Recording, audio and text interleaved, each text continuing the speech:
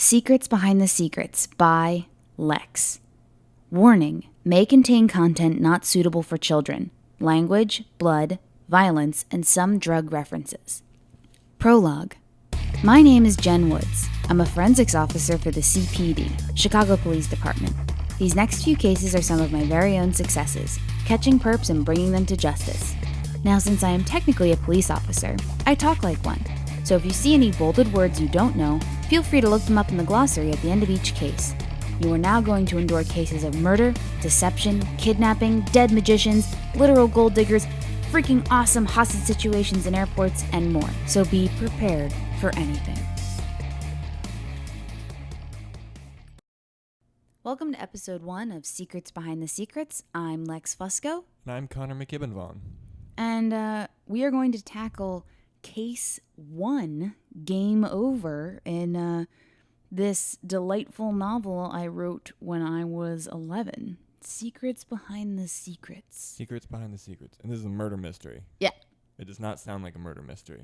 Oh. Secrets Behind the Secrets sounds like a James Bond knockoff that you, heard about and wanted to write more of. Fair. That is a fair assessment. It's not one of my proudest titles, I must admit. What did you... Okay. Back into 11-year-old you. Okay. What did it mean? Well, I guess it's an exploration of I guess the motivations that people have to lie to the police when technically they have nothing to be guilty of.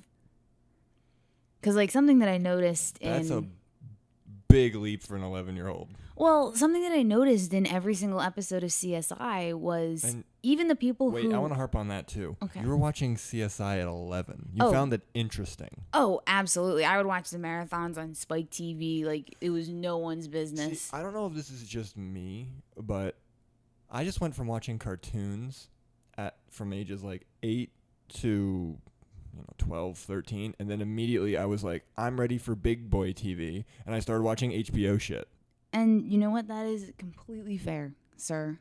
But,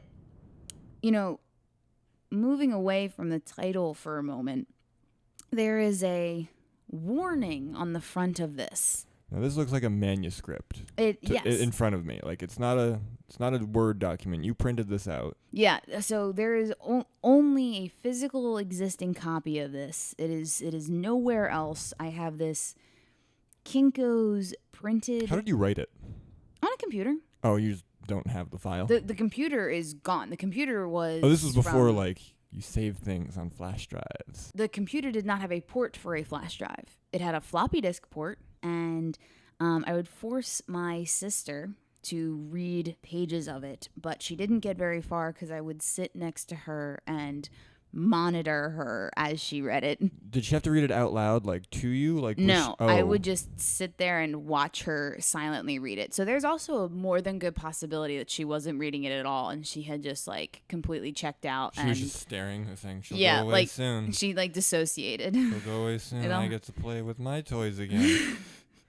And not the piece of paper with the letters on it. It wasn't even a piece of paper. I made her sit at the computer and scroll. And I, would check in with her every now and then and be like... Check in while you were sitting next to her, by the way. Just in case. So, do you like it?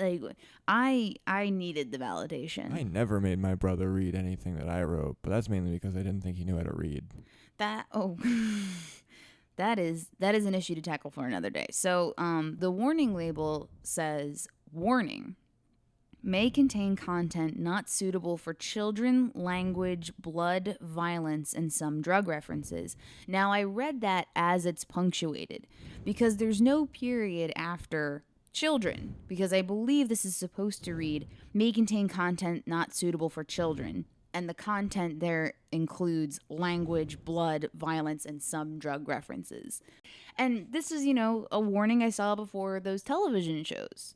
Yeah, but sometimes they just had sex involved and you weren't ready for that. Or you didn't know what it was. I guess I didn't know how to write it down because we do have some sexy stuff in here.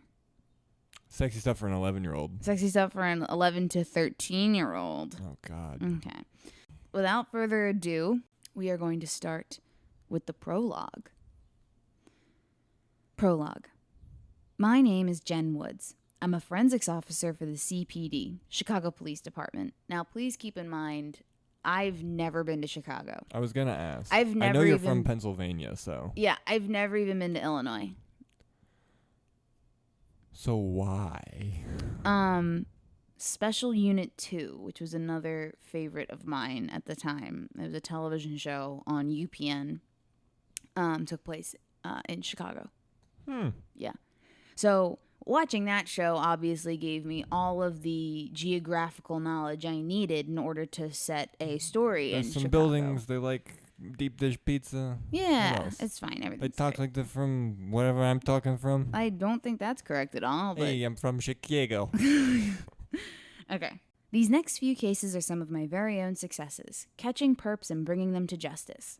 Now, since I am technically a police officer, I talk like one, so if you see any bolded words you don't know, feel free to look them up in the glossary at the end of each case. You thought so little of your audience.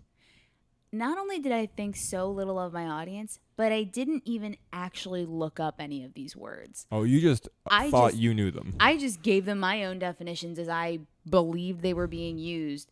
A, from my understanding of CSI, and B, from my understanding of other television shows I watched. So, just like... Also, I like how he says that she's a forensics officer, but then she says that she's catching perps. She is catching perps, and she's bringing them to justice. She's in a lab. The forensics officers in CSI were not always in the lab. They had guns, and they ran around, and not to be dramatic, but would die for Nick Stokes. Anyway, you are now going to endure cases of murder, deception, kidnapping, dead magicians, literal gold diggers, freaking awesome hostage situations in airports, and more. So be prepared for anything. I don't think you should describe hostage situations as freaking awesome. Just from a PC standpoint. This is 2006. So It's 9/11 has already happened. So also in airports. Exactly. So yeah, great, good job. It's fine. Everything's great. I mean, you're technically a tween when you wrote this, so you didn't have empathy. Hey. No, it's just none of them do. That's fine. Okay. Case 1. Game over. Ping, bloop, beep, pang. In the game zone, everyone's a winner. It's the biggest arcade in all of Chicago. There are games from Pac-Man to virtual reality to interactive dance games. It has it all. 3 12-year-old boys, Tommy, Mark, and Greg, walked into the game zone. They gawked at thousands of blinking lights, tickets flying from machines, the coolest prizes hanging from a 15-foot wall, and the many children running around like savages from game to game. Yes! Finally! The spring break vacation, the best holiday there is. To make it even more magnificent, I'm spending it riding my new bike through Hawaii with $1,000 worth of gum, Tommy said, fantasizing. How much gum is that? Also, why is he excited about gum? Gum's not that great even to a 12-year-old. I didn't know many children and what they would be excited You were for. one. Maybe I thought Tommy was an idiot. And that's what an idiot would like. Because first off, how you would transport $1,000 worth of gum That's to what I'm Hawaii? thinking. He's like on a bike, just like in a backpack full of just, because like a big handful of gum is like $5. But this is $2006. Don't forget. So that's So it's like 97 cents a pack. I don't. So that's like over 1,000 packs of gum if you're buying it in Delaware and there's no tax.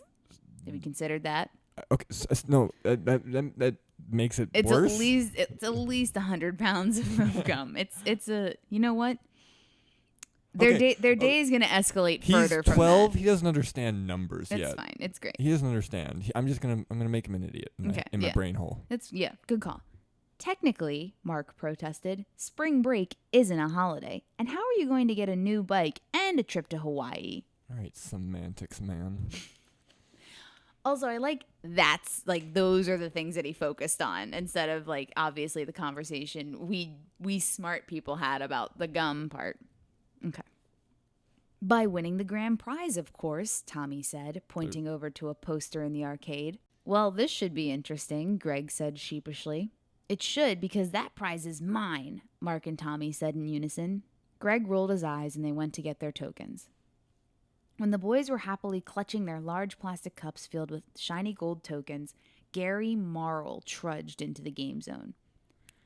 Trudged. It's a good word. Yeah. Good job, 11-year-old Lex. Yeah. You really make me think of a troll person. Good. That's what I was going for. I think I actually call him that at one point. Hold on. We'll find out. Yeah. Following him were Bones and Meekus. These guys were... Meekus? It gets worse. Okay, are these nicknames? Yes, these are nicknames. Okay, I get Bones. Like, that's cool. That's something a cool, like, 13 to 15-year-old would call himself and think it's awesome. Yeah, Bones. Yeah. What is Meekus? Here's my thing. thing. Because Meek is not a fun thing. Like, Meek. But... You know what I think it was? What is Meekus? I had never, like, actually watched the cartoon Doug. Why? It was a good... Yeah, well, no, it was just never on when I like was watching television, and I think what's the best friend's name? Skeeter. For some reason, that was what I thought his name was. Well, there's a green.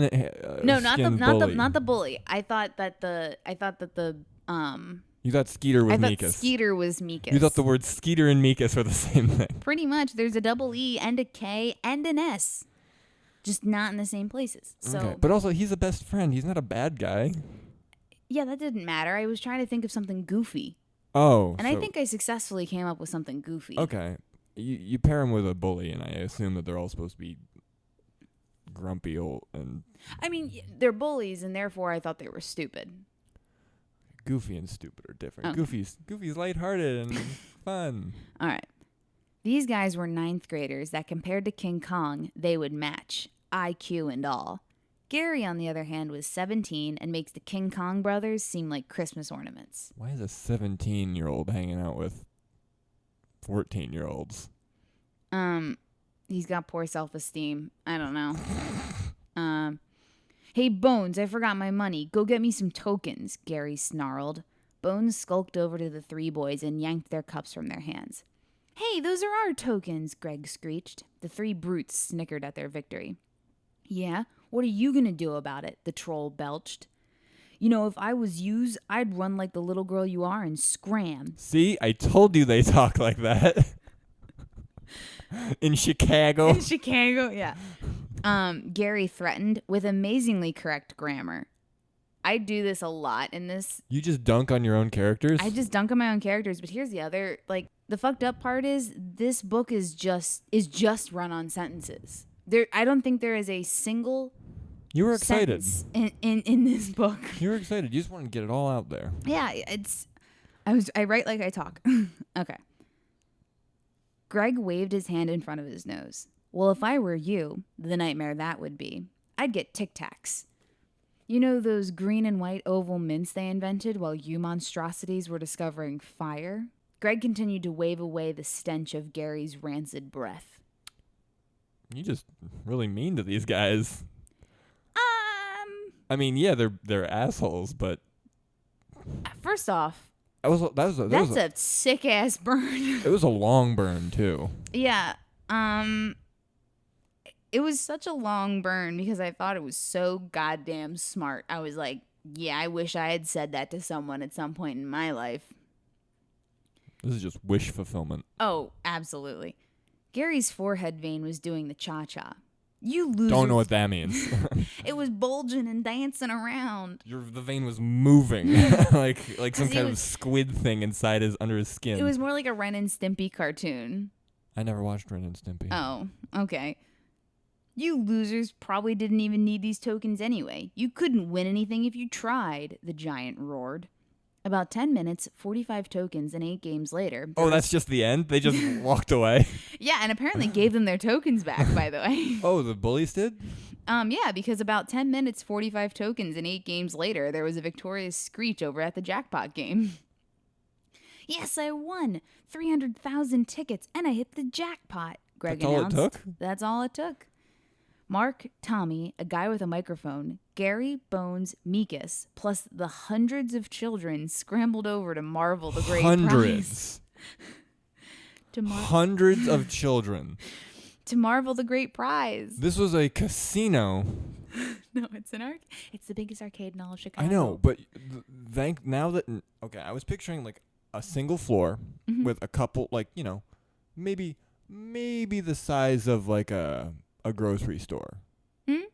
Now I'm picturing floors of this. Good. I want your imagination to be active and while now reading this literary masterpiece. And just descending upon this is a wave of children that only exists if this thing is the size of a casino. Because it's the biggest arcade in all of Chicago, called the Game Zone. And there's a man with a microphone? There's a man with a microphone for a purpose. Greg, you hit the jackpot. Every prize on that wall is ours, Mark exclaimed as the boys jumped up and down for sheer joy. That's not all you've won, boys. You've won our grand prize. You receive a trip for 5 to Hawaii, that brand new Cobalt Mongoose bike up there, and $1,000. Plus, you're the new Arcade King. Your name and face will replace last year's king, and you have a whole year of free gaming.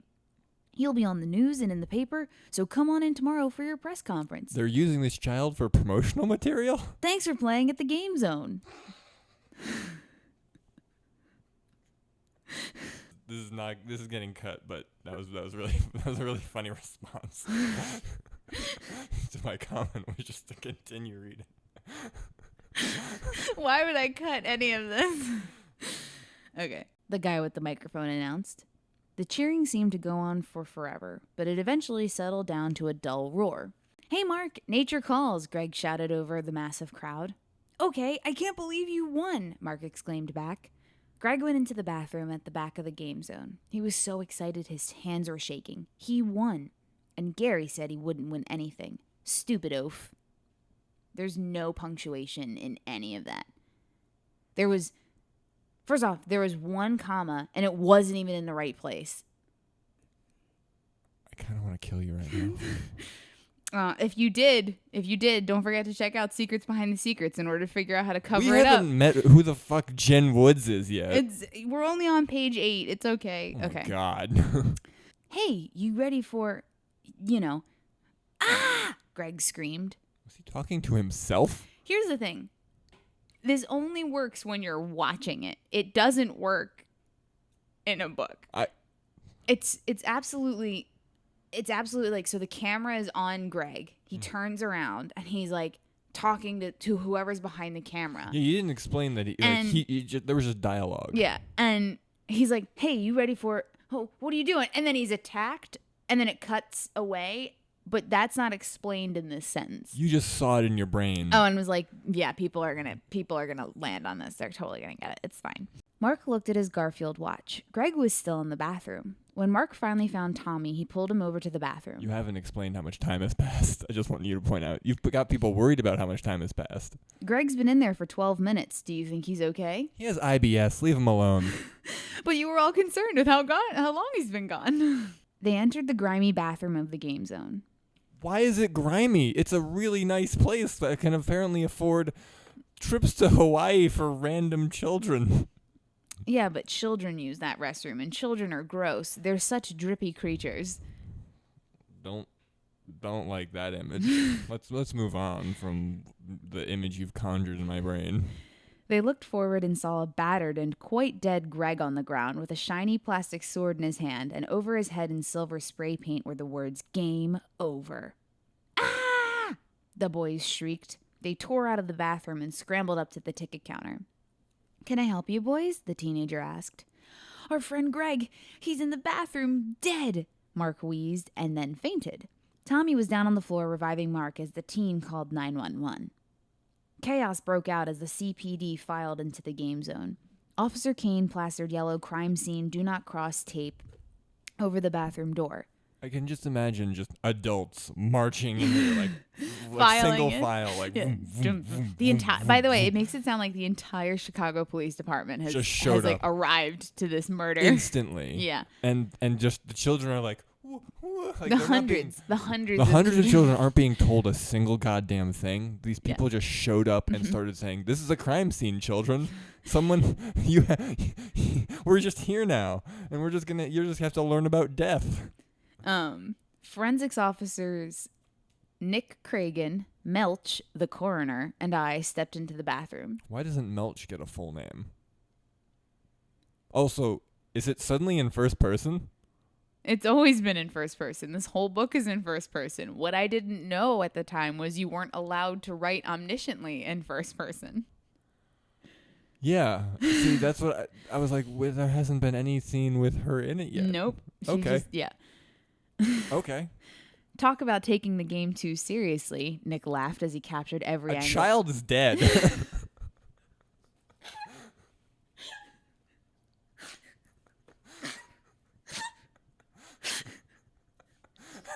Stupid kid.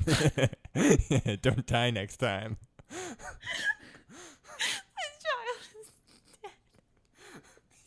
He's making jokes. The instant he sees the child's dead body, he's like, Have you ever seen an episode of CSI? They're not even allowed under the crime scene tape until they crack a pun. gallows humor, am I right? Mark, a kid's dead. Their crying parents are right over there. Wait, has anyone called the parents in this book yet? No.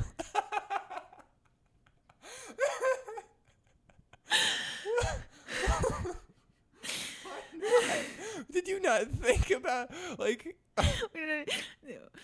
Wait until the parents are even mentioned. It's great. Okay. Oh my god. I am crying. Okay.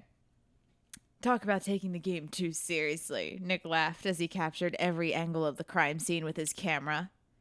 Hey, I'm going to go talk to the 911 caller, Tammy Park. You good here? He asked as he prepared to leave. Why didn't we introduce the teen's name when she was introduced? We didn't even introduce her, by the way. We just gave her a line, and then she called 911. Yeah. Yeah, I'm more of a dead person anyway, I joked, scanning around the room with my flashlight. I'm the dead guy. You're the murdered chick, Melch joked. Very professional. TOD, I asked. Approximately 2:45 p.m. That means at least a half an hour ago. I think it's safe to say that COD was a pretty bad beating. They got there in half an hour? Yeah. That's an amazing response time. The Chicago Police Department doesn't fuck around. I'm pretty sure they do. Like, they're making a lot of jokes. I know. Wait, can we just admire for a second that, like, she goes, yeah, I'm more of a dead person anyway, I joked. And then Melch cracks the same joke, and then she goes, very professional. It's okay when I do it, Melch. It's okay when Nick and I do it, but fuck you for trying to get in on what we have. You don't even have a real name. I think it's safe to say that COD was a pretty bad beating. I'll know more once I open him up, Melch replied. He scribbled down some notes and his lackeys took the body away on a gurney. Are they speaking in abbreviations just so that you seem like you know what you're talking about? No, they would use words like COD on CSI all the time. Okay. Yeah, no, So these are all things that I heard directly on the show, which is how I know the definitions of them for the glossary at the end of each case. Oh, it's not even at the end of the book. It's at the end of the case. End of each case. Okay. Yeah. I took a picture of the message and took some paint scrapings into a small manila envelope. I took out my print dust and dusted for prints. I found a few partials on the sword and tape lifted them up. I placed the envelope back into the case and looked over at the stall next to the body's previous location. I took a picture and picked up a gargantuan, malodorous red Nike Air from the stall. You just used the word malodorous? I did, and gargantuan. Gargantuan's fine. Okay. I've used gargantuan before. But not malodorous. Well, fun fact, I had just discovered the synonyms function in Microsoft Word. So, I'm familiar. Microsoft Word is not. Most of the synonyms that it comes up with are close, but contextually. Oh, no, it's a bigger word, but it has to be used in a very specific way, and you're just like, sure. It's a stinky shoe. Yeah. As I picked it up, something clobbered against my head. Walking over to the bathroom, Nick was nearly knocked over by a massive teenager holding a dented ticket box and the giant shoe. As the Is room... this still in the bathroom? Mm-hmm. There's just a teen in the crime scene? Yeah. They didn't clear it very well, obviously. I love that CPD. As the room became less dark, I could hear Nick's muffled voice calling my name. The bells in my head stopped ringing. Oh, she got, like, hit. Yeah, she hit. Okay. You said clobbered, but I thought that was just another case of synonyms. No, clobbered. The bells in my head stopped ringing. I noticed I was on the dirty bathroom floor holding my head. There was no "and," by the way, in that sentence. It's just a bad sentence. I'm just going to tell you this. Mm-hmm. Not just for the book. Most sentences in the world, bad. Fair. Nick opened the bathroom door and sat me up and checked to see if I was bleeding. "Jen, are you okay? You got hit pretty hard," he asked, concerned. It was as if 1,000 or so horses were galloping through my skull. He helped me to my feet. "You're gonna have a lump the size of Canada," he joked. "Yeah, thanks, but the perp took my evidence," I moaned, looking around for the shoe. I rubbed my forehead, making the decision on to both catch and arrest the person that hit me or hunt and kill. I mean, ow much. She's like, I'm going to murder someone. I'm glad you figured out what that sentence was trying to say, because boy howdy, I couldn't when I was reading it. "You mean Godzilla? He was running out the door when Officer Michaels was coming in. He's in a squad car as we speak," Nick assured. "Thanks. Hey, why don't we finish up processing and let Conan rot in an interrogation room until we're done?" I suggested. They're just throwing words out at him now. The teen. Conan, Godzilla. Well, the joke is that he's big. Conan the Barbarian. I understand. Oh, okay. "I like the way you think," Nick smirked. He waltzed out of... Huh? I thought you were just telling me that you like the way I think. I didn't know that was the next sentence in the goddamn book. I do like the way you think, doll. I love you. "I like the way you think," Nick smirked. He waltzed out the door and went up to Michael's squad car. "Hey, take off. Put Clubhead in an interrogation unit." "See ya," Nick told Officer Michaels. The officer nodded in reply. "You can't tell me what to do. You're a forensics agent. Fuck you." And he drives away. The officer nodded in reply, and Nick scampered off to join me in continuing to process the scene. He's like a kid, just like, do, back to work. Just looking at dead people, making fun of them. Now that I think about it, my head still hurts. We got back to the lab about an hour later, and Nick sat down with our suspect. On my way in, Officer Dean stopped me. "Hey, Jen, do you mind if I grab a coffee before the interrogation?" he asked. "Sure, I mean, he's 15. What's the worst that could happen?" I replied. Note, I can be an idiot sometimes. Aw. Foreshadowing. But not like clever foreshadowing. More like you taking a red marker and writing it on my face. Foreshadowing. Harlan Collins, age 15 and juvenile crime lord. Harlan? Harlan. I would want to be called Meekus too if that was my name. Oh, this is Meekus. This is Meekus. Okay. He's big. He's a big boy. Okay. Remember, he's King Kong. They all were.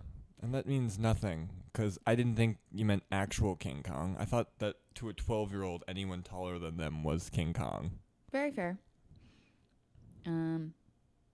Harlan Collins, age 15 and juvenile crime lord. Wow, assault, drug possession, and oh look, more assault. What were you doing at our crime scene? And what are all these fun toys? Nick asked, dumping out the contents of Harlan's pockets. Everything from M80s to brass knuckles poured out and over onto the table. What's an M80? It's like a small explosive device. Like a bomb? Yeah, just a little baby one. You put them. Children would put them in mailboxes. Oh, like a cherry bomb. Yeah. I thought you meant like a mini grenade. This is like all about subjects. Well, because M80 sounds like a weapon. It name. does. No, it absolutely does. You are correct. Those aren't toys. They're business tools. And by the by, the name's Meekus, Poindexter. And plus, I don't got to says anything. I got rights. Business tools? And Poindexter? Does he wear glasses? No. Then, did you just think Poindexter was something that insult people with? It's a fucking nerd. Okay. A grown police officer is a nerd. He's a forensic scientist, and Mikas doesn't fucking know what that is. Scientists are fucking nerds. Okay. Harlan slurred out, "Isn't he the next English teacher or what?" So an adult is making fun of a 15-year-old now. This is just in the. No, I know. Jen is. Jen technically. Jen is making fun yes. of Mikas because yes. Shouldn't she care? She's not even, but she's not talking to him. No, I know. She's writing that down for later, in her brain. Yeah. She's like, "Ooh, that's a sick burn." But also, shouldn't she be concerned that this 15-year-old is in a life of crimes? I could help you and bring you to a better life. Not fucking idiot dummy. I'm gonna kill you because you're a bad person. He's 15. He probably doesn't have anything. He's probably poor as shit. It gets worse. He lay back in his chair. "So do you idiots just sit here and talk all day?" He sneered. "No, but Harlan," I said with a smile. He shot me a dirty look. I mean, come on, who wouldn't smile? Harlan, Mikas, sounds like a punk prince. You are totally right. You wouldn't have to talk to us, but I have this cool piece of paper called a warrant. This says you must answer all of our questions, or you can rot in a holding cell downstairs until you feel like sharing. I grinned. Two things. Real quick. I don't think that's what a warrant does. I'm pretty sure a warrant allows people to search properties. And two, I'm pretty sure you don't get them from judges. You have to get them from a judge. My main concern is you don't know what a warrant is. But I do, because I bolded it, and that means it's in the glossary at the end of this case. We're going to take a quick break, and I want you to go to the glossary right now. We're not going to do this for any of the other ones. Okay. Because it's going to take forever. Quick break. I just want to know what you thought a warrant was. All right. Let's see. Okay. The Case 1 Game Over glossary. Warrant. A court order from a judge. Technically correct. Technically correct. Technically correct. Absolutely not correct in the context of the sentence. No. But technically that's correct. The glossary does have a it judge in there. can't just write a piece of paper to anyone that says you have to tell the truth and you have to tell it now. Do it, because if you don't, that's illegal, and you can't do illegal things. I passed the piece of paper over the pile of hurtful objects. Mikas rubbed his nose and sort of twitched in the chair. "So, Harlan," Nick began, but Harlan cut him off. "It's Mikas," he wailed. Faster than a spider monkey, whatever that means, Collins leapt up onto the table and swiftly grabbed the closest... Wait, did you write whatever that means? You're goddamn right I did. At least you admitted that it made no sense, or... I mean, it kind of did. I'm assuming spider monkeys are quick. I don't know why you would use it in this case to compare speed to, but you did. And whatever that means. Collins leapt up onto the table and swiftly grabbed the closest weapon. You keep referring to him as a different name, and it's very jarring. I'm so sorry. He picked the brass knuckles up. By the looks of the dilated pupils, jumpy activity, aggressiveness, and constant rubbing of the nose, I'd say the culprit was meth or cocaine. Go figure. A 15-year-old is just on cocaine suddenly? Or meth. Or it's just suddenly? Go figure. How did he do it between... I think the implication is that he'd done it earlier in the day. He was already on drugs when he had assaulted Jen. Okay. I don't do these drugs, but I'm pretty sure cocaine lasts 15 minutes. Why are people paying so much money for it then? Because it's really good 15 minutes. Oh, okay. Well. And then you have to snort more. That's why they have the lines, so you go... Gotcha. And then you're like, woo! And then you have another line for the next 15 minutes. And it's just, do until the pile is gone. Well, cocaine is not bolded, so I don't have the definition. Therefore, I don't need to know what it means. I'm not liable. Exactly. Go figure. As we tried to get him off the table, Collins swung and hit me in the face. The meeting with the brass in my face wasn't very pleasant. Let's just say... She's got hit with brass knuckles. In the face. Jesus. Let's just say a greased bike pedal to the head would feel like silk compared to the knuckles. I had just watched The Transporter at this point in time, so... okay. As I was down on the ground trying to retrieve the original feeling in my face, Mikas tackled Nick onto the ground and pummeled him with the brass knuckles. Is he not, like, handcuffed in? Nope. I guess they don't do that very often. I mean, Nick's not going to hit the kid. But Nick got tired of being a self-defense practice dummy and turned Monkey Boy over onto the ground and pinned him down. "Let go of me," Harlan screamed. I rushed to the door and called for guards. You just assaulted 2 police officers, son. You ain't going nowhere. I rushed to the door and called for guards. Guards. Guards. Guards. Guards. Not hello, colleagues. We have a man trying to beat us. Guards. Not a man. We have a boy. He's on drugs. It's fine.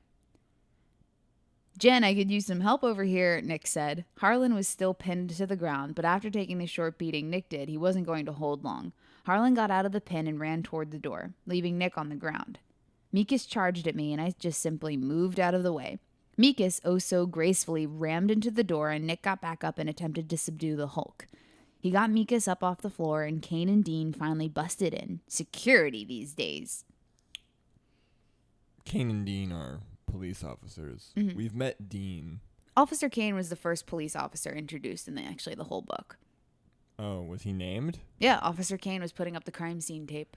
Oh. Mikas jumped backwards, knocking himself and Nick onto the ground, driving his knuckles into Nick. It took all 3 of us to get him off of Nick and out of the room.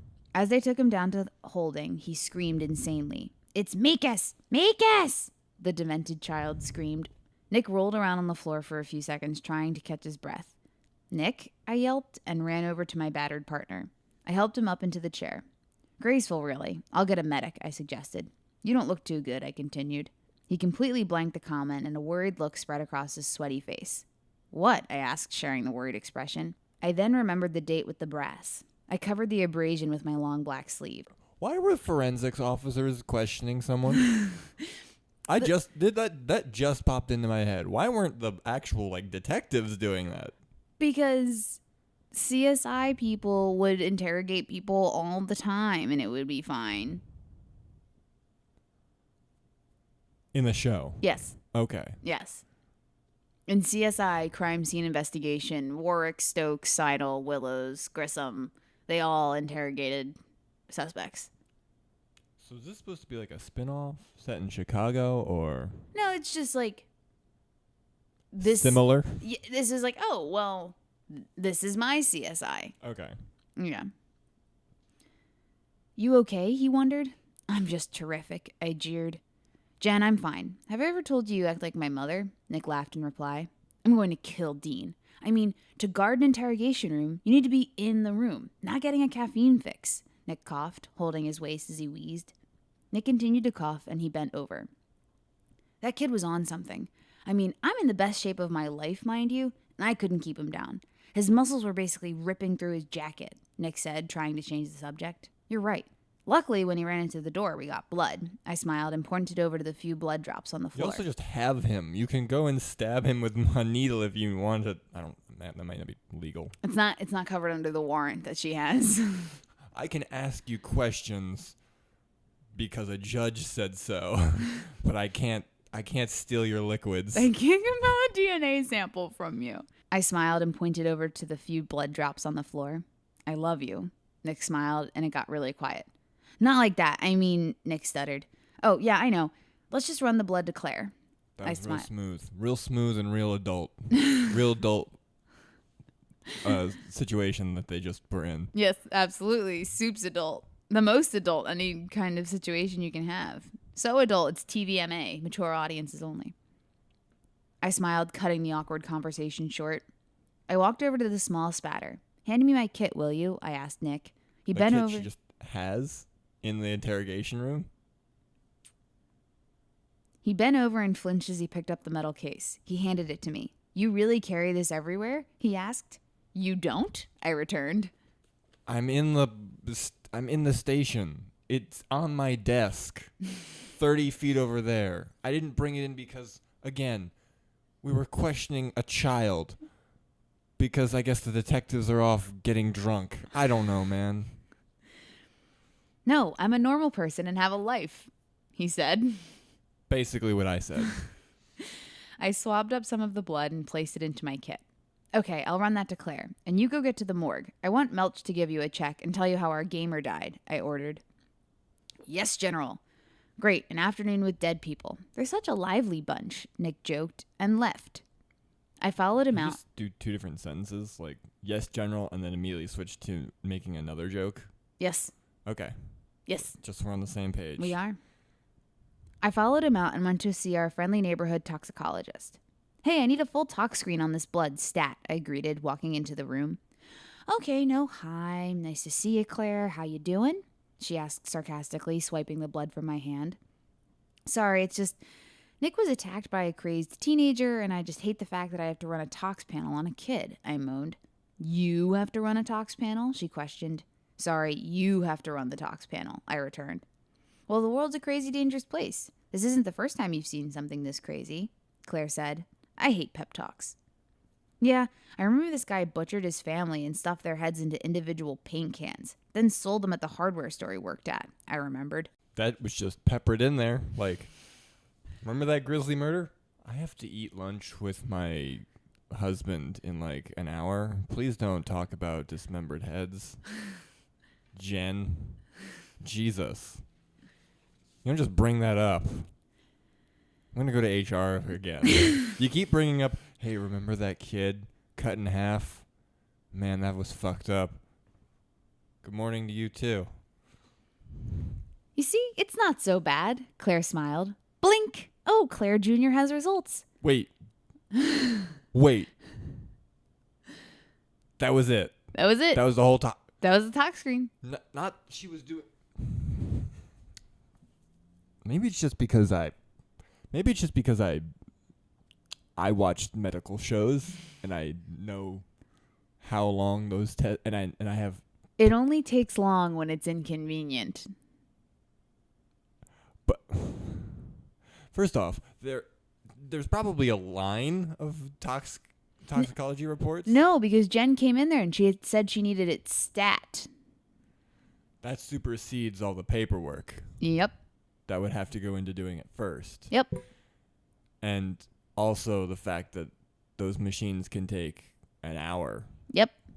But Claire Jr. has results. And the results are... Also, the machine is named Claire Jr. Yes. That's an unhealthy work relationship, Claire. You know what else is unhealthy? Talking about dismembered heads. But also unhealthy is what she found in this tox screen, which was methamphetamines and whoa, Claire said. What? I like whoa. I said, what? I like whoa. I said, walked over and looked at the piece of paper. There's no commas in that sentence, and I don't know. Say it again. Do it for me one more. Do it for me one more time. What? I like whoa. I said, walked over and looked at the piece of paper. Yeah, that's how I speak, naturally. I said walked over and looked at the piece of paper. Whoa, I agreed.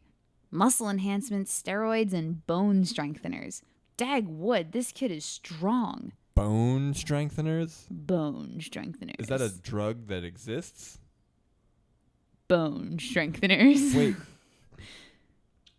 Wait. Okay. So this kid, this 15-year-old Meekus, Harlan Collins. is a super soldier. He's got bone strengtheners. He also has what? Do the other ones too? Methamphetamines, muscle enhancements, and steroids. Muscle enhancements, which is different from steroids, apparently. In that, I'm imagining, like, he's been Captain America'd.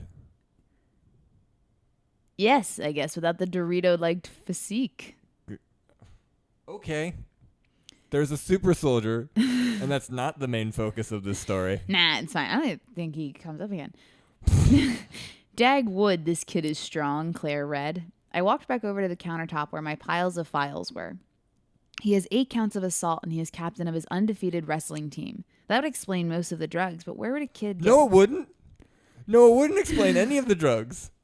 You're not allowed to do steroids. You're not allowed to, but it explains it if his wrestling team is undefeated. No. It implies that he's cheating. Yeah. But also... makes it undefeated. Well, that would explain most of the drugs, but where would a kid I am flabbergasted. I cannot emphasize or articulate exactly what was going through your 11-year-old brain where you thought a child who is... Here's the thing. He wasn't a child because he was 4 years older than I was. 15-year-olds are full-fledged adults at that point in time. A 15-year-old was medically enhanced to the point of being able to take on 3 real adults. Yeah.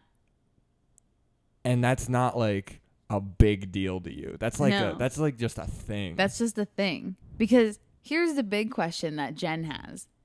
Where would a kid get meth and why take it?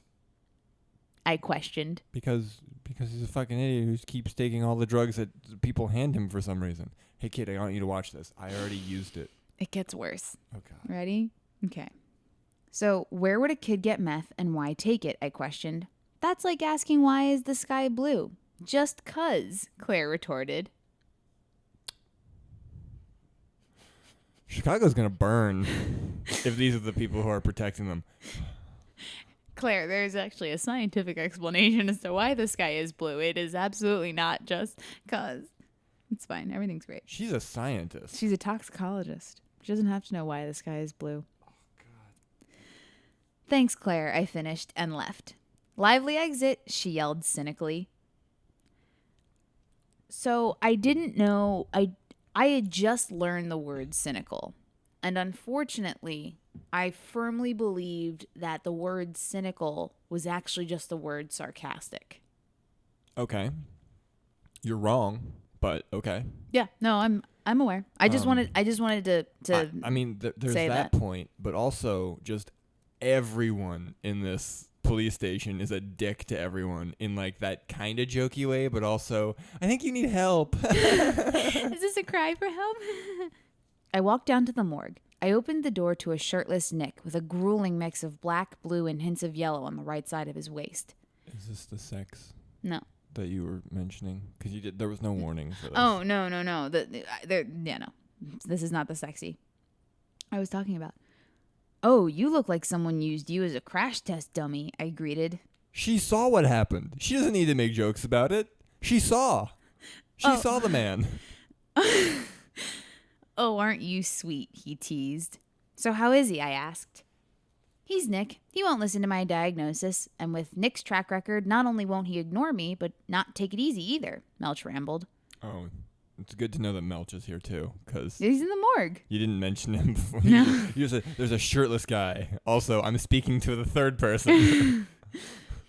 Hey, I'm still here, Nick protested. Yeah, I know, Melch smirked. I think his ribs are bruised pretty well, and he shouldn't be walking around. I know it hurts like hell, but Nick is Nick, pig-headed and unaware of his own limitations. Other than that, though, he's fine, but he should still take it easy, Melch answered. Great, now you sound like my mother, Nick complained. He hopped off the silver examination table and almost fell over. It hurt so much. I'm fine, he wheezed, putting his shirt back on. Nick, take note of this. Never go into acting. You suck at it, I replied. So back to your body, Melch said. We walked over to what Melch calls the wall of bodies.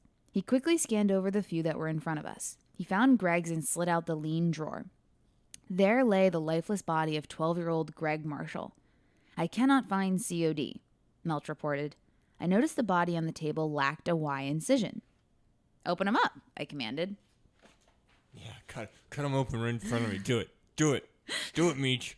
Fucking do it. Can't. Mother and father don't want me doing an autopsy until Friday. They want to... that's... So we're just glossing over the trauma that is losing a child. That's the thing. Can't. Mother and father don't want me doing an autopsy until Friday. They want to be here, Melch grimaced. He liked opening people up. Said they were more beautiful on the inside.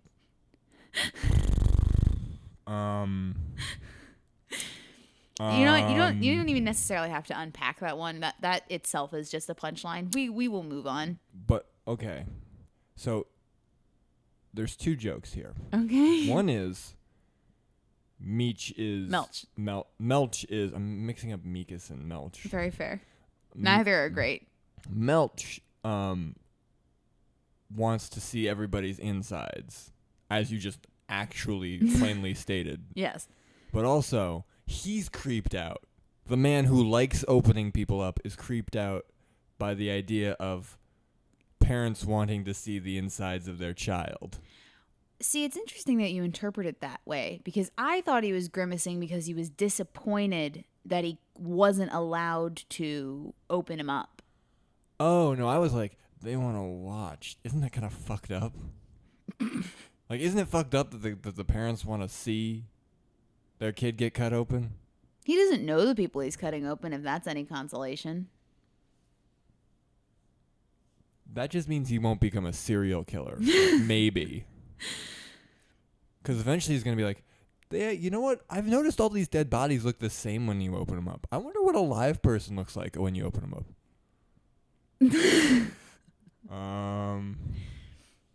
I don't... Mind you, he wasn't doing that in the police station. He just said that to a man in line at the movie theater. Gotcha. The one thing I can tell you is that the contusions on the body occurred post-mortem and weren't caused by bare knuckles. Maybe brass. You can see the bruising pattern is curved and straightforward. Those are opposites. Melch said, pointing to the various bruises and red marks on the body. Nick went into a coughing fit. Melch looked at me. I told you to take it easy, Melch ordered. Nick sat down to get Melch off his case. Having a moment of clarity, I turned to Nick. I like how standing is not taking it easy, when really I assume that means, like, don't run, or, you know, don't get into another fight. Like, maybe don't fight. You're not technically a police officer who has to fight, so you getting into a fight at all is weird, like, even for a TV show. It would happen a lot. I feel like CSI, just the more I hear about it, because I've never watched it really, You're missing out. the forensics officers are in the wrong place at the wrong time. Like, they don't understand their job. Well, if they were in the right place at the right time, it wouldn't be that cinematic, now would it? You tell that to Dexter, because Dexter was a CSI guy. Yeah, but he was also a serial killer. Yeah, but he didn't carry a gun. I know, but if he wasn't a serial killer, he would be boring. If he wasn't a serial killer, he would absolutely have carried a gun, by the way. If Dexter were a show about a coroner and his day-to-day life and what that was like, they would have absolutely armed him with a gun and put him in several situations in which he would have to use it in some capacity. I'm just saying I would put money down on that. I'm just saying that in that show, none of the CSI guys carry guns. Because none of the CSI guys were what the show was about. They didn't need a gun. They didn't need to be in situations in which they would need a gun. Because that's what real CSI people do. That's what my main point is. I don't want to watch what's real. I want to watch good TV. Anyway. Or you could write something about a person who would have a gun, so it's good TV and it makes sense. That's crazy talk. This is not a slate at you, Lex. This is a slate at the writers of CSI. How dare you? You leave Anthony Zucker alone. No, there are better shows out there now, like FBI and SWAT, about people who should have guns. Fuck you, Connor. Or, I don't know, Zoo. Isn't that about animals that have guns? I don't know. Oh my God. I only watch BoJack Horseman now. Having a moment of clarity, I turned to Nick. Nick, take off your shirt, I ordered. Huh? He asked. Didn't you just put it back on? He did. And now she's asking him to take it off. God, women. You heard me. Take off your shirt again. Or at least lift it up so I can see your bruises, I commanded. Nick stood back up. Jen, I'm fine. Why must you push this? He complained and lifted up his shirt. No, I want to confirm the patterns on you to the bruise pattern on Greg. Maybe Meekus beat him up too, I replied, and took a picture of Nick's waist. That was like an accidental burn. Maybe Meekus beat up not only this 12-year-old and then also beat up you. I mean, it's... Because you're a fucking pussy. I mean, it happened. We all saw it. But also, I can give Nick... Mm-hmm. I can give Nick a pass here. Because, again, Mikas is a super soldier who has inhuman strength, bone density enhancements, whatever that fucking means. What did your 11-year-old brain think bone strengtheners were? Like, was that a pill you took and your bones just got denser? Yes. Oh, my God. It's basically Wolverine. I got metal bones now. Why? I took a pill. I think your doctor's lying to you. He would never do that. He's not really a doctor. He's some guy I know in an alleyway. There are no alleys in Chicago. That's Manhattan. There are no alleys in Manhattan. No. I want to confirm the patterns on you to the bruise pattern on Greg. Maybe Mikas beat him up too, I replied and took a picture of Nick's waist. Nick shot me a disgusted look. I basically just called him a wuss, and I gave him a weak smile. Nick's contusions don't match the contusions on Greg perfectly, but Greg was definitely beaten with brass knuckles. Just not by Mikas, I concluded. Wouldn't that just mean it might be a different pair of brass knuckles? Here's my whole thing. How would you tell who did it? By the pattern. You would just know what brass knuckles did it. Exactly. There's no way that she could be like, these were definitely brass knuckles. But Mikas, no, he's much more of a pinky guy, and these don't have any pinky contusions on it. Like, there's just no way that she would know. Moving on. Nick coughed, holding his side as he breathed. All right, Nick, I don't think you're up for finishing the case, I said. What? Just because he paused and coughed? Just because of a little bruise? He asked. I nodded. I slapped his side and he went down. Do you really think you can get workman's comp? You've been seriously injured on the job. There's insurance for this. Do you really think you can go on this whole case like this? I asked. Duh, he replied. I helped him back up. As Nick stood up, he saw the room begun to spin. I said begun, by the way. I didn't flub that. That's just a wrong word. But also, it's one of those situations where, again, she doesn't see that. Yeah. You're writing in first person. Yeah, it's fine. Nick, I asked and waved my hand in front of his face. Right, Nick began. He stumbled forward into Melch. Whoa, Nick, you okay? Melch asked. He's got the meth in him. He's got the... Mikas has meth punch. Meth punch? Melch stood Nick back up on his own 2 feet, but Nick wobbled a little and fell with a dull thud. Nick, I asked, and shook him slowly. He just fell, like, full-on face planted, and you're just like, hey, Nick. He's fine, just Nick, passed out. Nick, you okay? You kind of just fell there, buddy. You want to get up? Not, oh my God, get him a ice pack and an ibuprofen. He's fine, just passed out, Melch reported. Oh yeah, he's fine, I mimicked sarcastically and slapped Melch in the arm.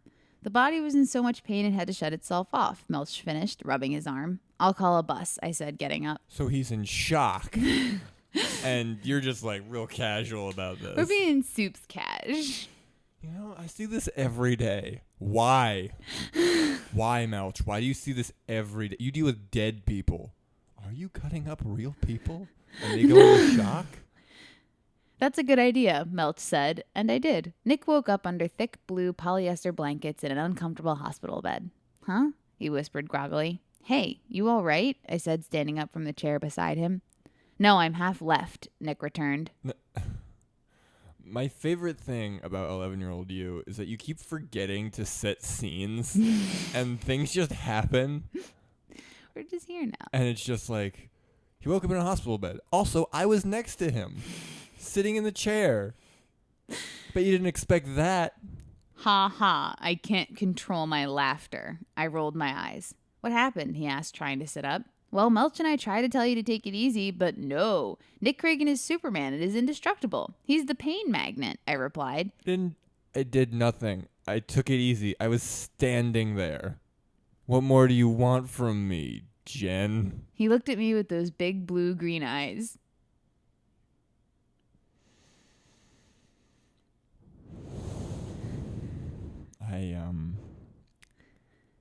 I really have no words for that. That's just 11-year-old not knowing colors. He's got all the colors. He's got 2. They're blue-green, like a bluish green. So say seafoam or aqua or... Blue-green eyes. Well, Melch was right. Harlan did bruise your ribs. You're lucky enough he didn't break them. Now this time around, will you listen to me? Please take it easy, I pleaded. Okay, he began. Nick got out of the bed and stumbled into the bathroom and attempted to get dressed. I stared at the yellow door in disbelief. You cannot be serious, I yelled through the door. Well, I'll take it easy, but I'm not spending all day in this hospital. So any leads on the case? He replied. Fine. You know, you are very manipulative. Harlan's bloodstream had meth, steroids, and muscle and bone enhancements in it, I reported. He came out of the bathroom fully clothed and ready to go. Was he not fully clothed before? He was wearing a hospital gown. Oh. Okay. But he wasn't plugged into an IV or anything? He probably took all of that out when he got up to go to the bathroom. We'll just assume he did. Yeah. Because it was not mentioned in any way. You gotta use your imagination. Okay, let's go, he smiled and limped over to the door. I stopped him and nudged him into the wheelchair by the door. You don't think this would be that easy, did you? I asked. Ah, Jen, quick, Vicodin, Nick yelped. I hurried into the bathroom to get the medicine. There's just Vicodin in there? In the bathroom. Yeah, while we were squabbling about the fucking wheelchair. There are bigger problems here. This is why the kid has meth. Drugs just appear when you say so. Actually, we spoke too soon. I hurried into the bathroom to get the medicine. I stared in the bathroom, just realizing he didn't have any Vicodin, and I rushed back out. Nick and my leather jacket with my keys in it were gone. She was sitting in that hospital room the whole time. She knew there was no Vicodin. I know, and he tricked her. He's tricky. I ran out and quickly found Nick hobbling down the hallway. I ran up to him. Nick, if your ribs don't break from your own actions, I'll break them, I yelled. I pushed a wheelchair into his leg. It hurt, but it didn't stop him. Limpy went out the door and made his way to my car. I signed Nick out. like he's a Blockbuster DVD. She just signed him out. There's no discharge paperwork. I just went up to the front desk and just signed my name on a clipboard. I signed Nick out. Ma'am, these pills are going to make him a bit drowsy, but it will reduce the pain. And then this woman just fucking gave. See, I told you. This is what happens. People just walk in the hospital. It's like, hey, I got toothache. Here's the thing. She's not even the one in pain. This woman's just assuming that Jen is with Nick. Anyway. It's like, my uncle's got toothache. It's called speed. Ma'am, these pills are going to make him a bit drowsy, but it will reduce the pain, the nurse said, handing me the pill bottle. Thanks, I yelled. I ran outside and saw Nick kneeling down 10 feet from my car. I still feel bad for pushing that chair into him. I guess it really did hurt.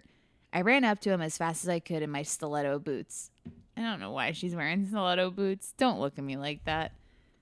Nick, are you okay? I'm sorry about the chair thing, I said, helping him up. It's okay. And what did you say about not going into acting? He asked. I snatched the jacket out of his hands. I'm confused. Is he faking or not now?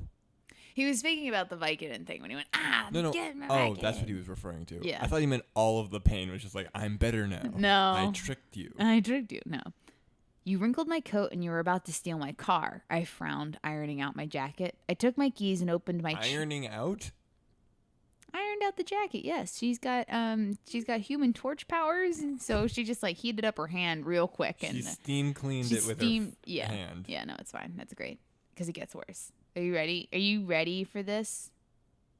Are you ready for the car that she drives? Oh, God.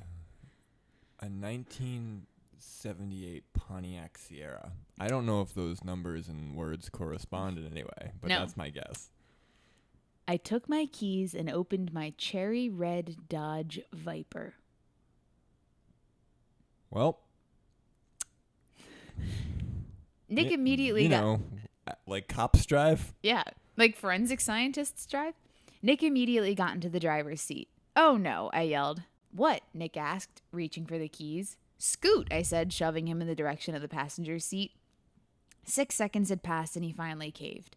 He awkwardly maneuvered over the gear shift and sulked in the passenger seat like a 2-year-old. Did he really think he was going to drive someone else's car? Her cherry red Dodge Viper? Abso-fucking-lutely. I slid into the driver's seat and slipped the key into the ignition and started the car. I clicked in my seatbelt and Nick fumbled with his, but finally got it on comfortably. To the lab, Nick announced.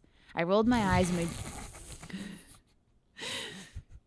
I can't tell what vibe you're going for him for, because sometimes he's like, I'm the good cop. And other times he's like, let's go. I'm a hero.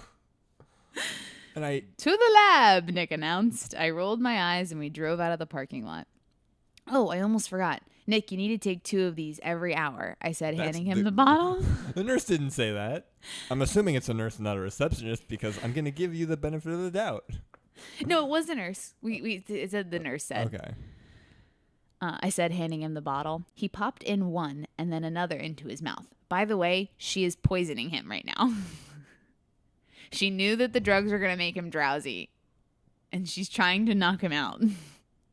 But he's also supposed to take them, right? He is, but not 2 every hour. Oh, he's going to die. No, it'll be fine. Also, what medicine is it?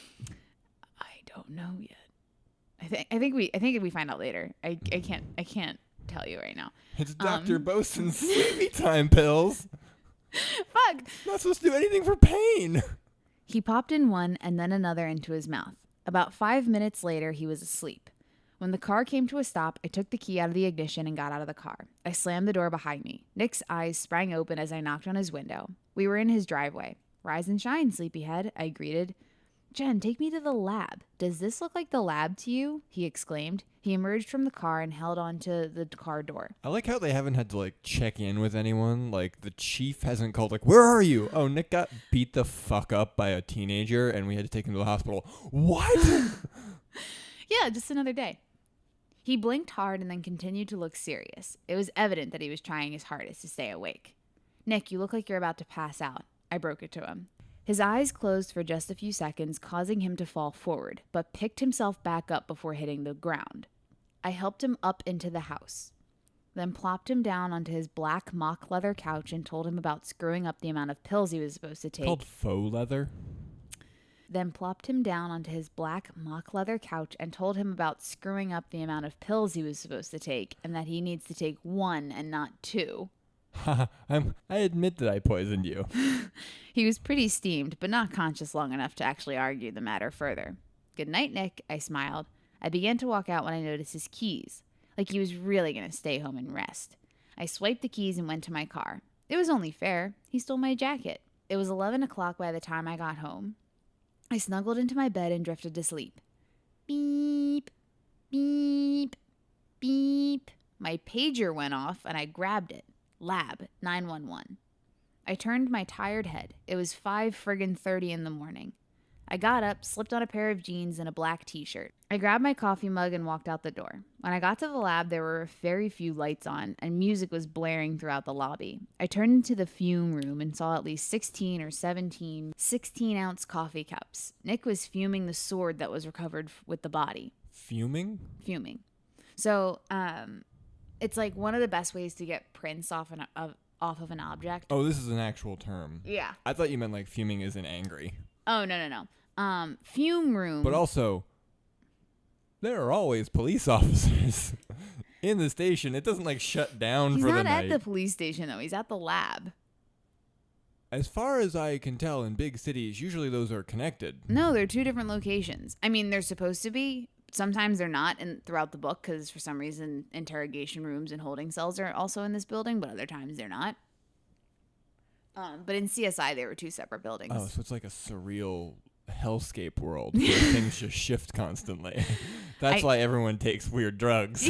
and bone strengtheners. That's part of the weird drugs. Again, yeah. I'm assuming that that's a pill that you just take to make your bones metal. Absolutely. I covered my ears as I approached the blasting radio.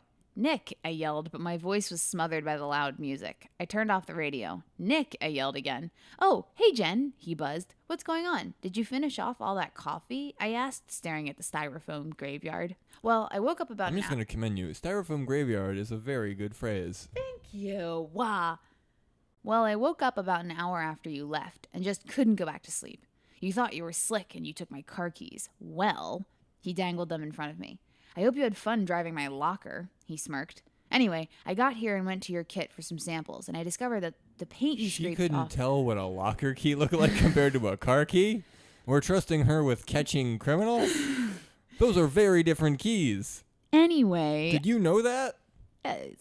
I just thought it was funny. Where I was like, I hope you had fun driving my locker. Anyway, I got here This and went. is reckless endangerment. And I don't feel safe in Chicago anymore. Anyway, I got here and went to your kit for some samples, and I discovered that the paint you scraped off the wall was actually 3 weeks old, he reported. He buzzed over to the fume case and took out the sword with his gloved hand. As he reached in, he flinched. Nick, is that... Wait, hold it up to the light, I ordered. Nick rose up his arms, but they buckled down. That was vulgar, he gritted. You haven't taken any of your meds, have you? I barked. Hey, why don't we try this? You live your life, and I live mine. You're not my mother, and besides, after the stunt you pulled, I'm not going near that pill bottle. Why does he think the only one who cares for his safety is his mother? That's a weird psychology thing I'm noticing. And besides, after the stunt you pulled, I'm not going near that pill bottle. Can we just get back to work? I ran Greg's blood through tox and looked for any heavy metals, poisons, or lethal antigens. Got nothing except one hit. It found traces of blowfish poison in his system. 15 grams. He got fugu'd? I'm going to ask Claire what it is when she gets in. Plus, I found no blood spatter on the sword and a few partials, but that's it, he continued. Wait, how long have you been here?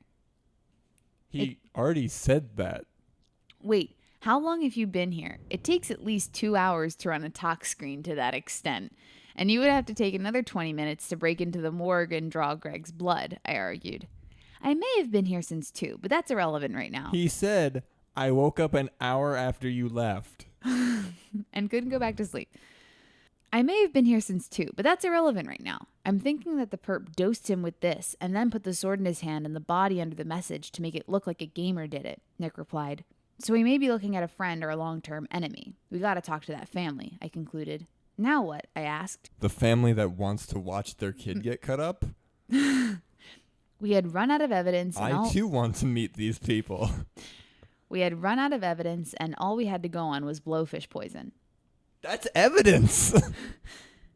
Yeah, that's it. That's all they have, and they don't know what that means yet. They don't have the power of the internet in their pockets just yet.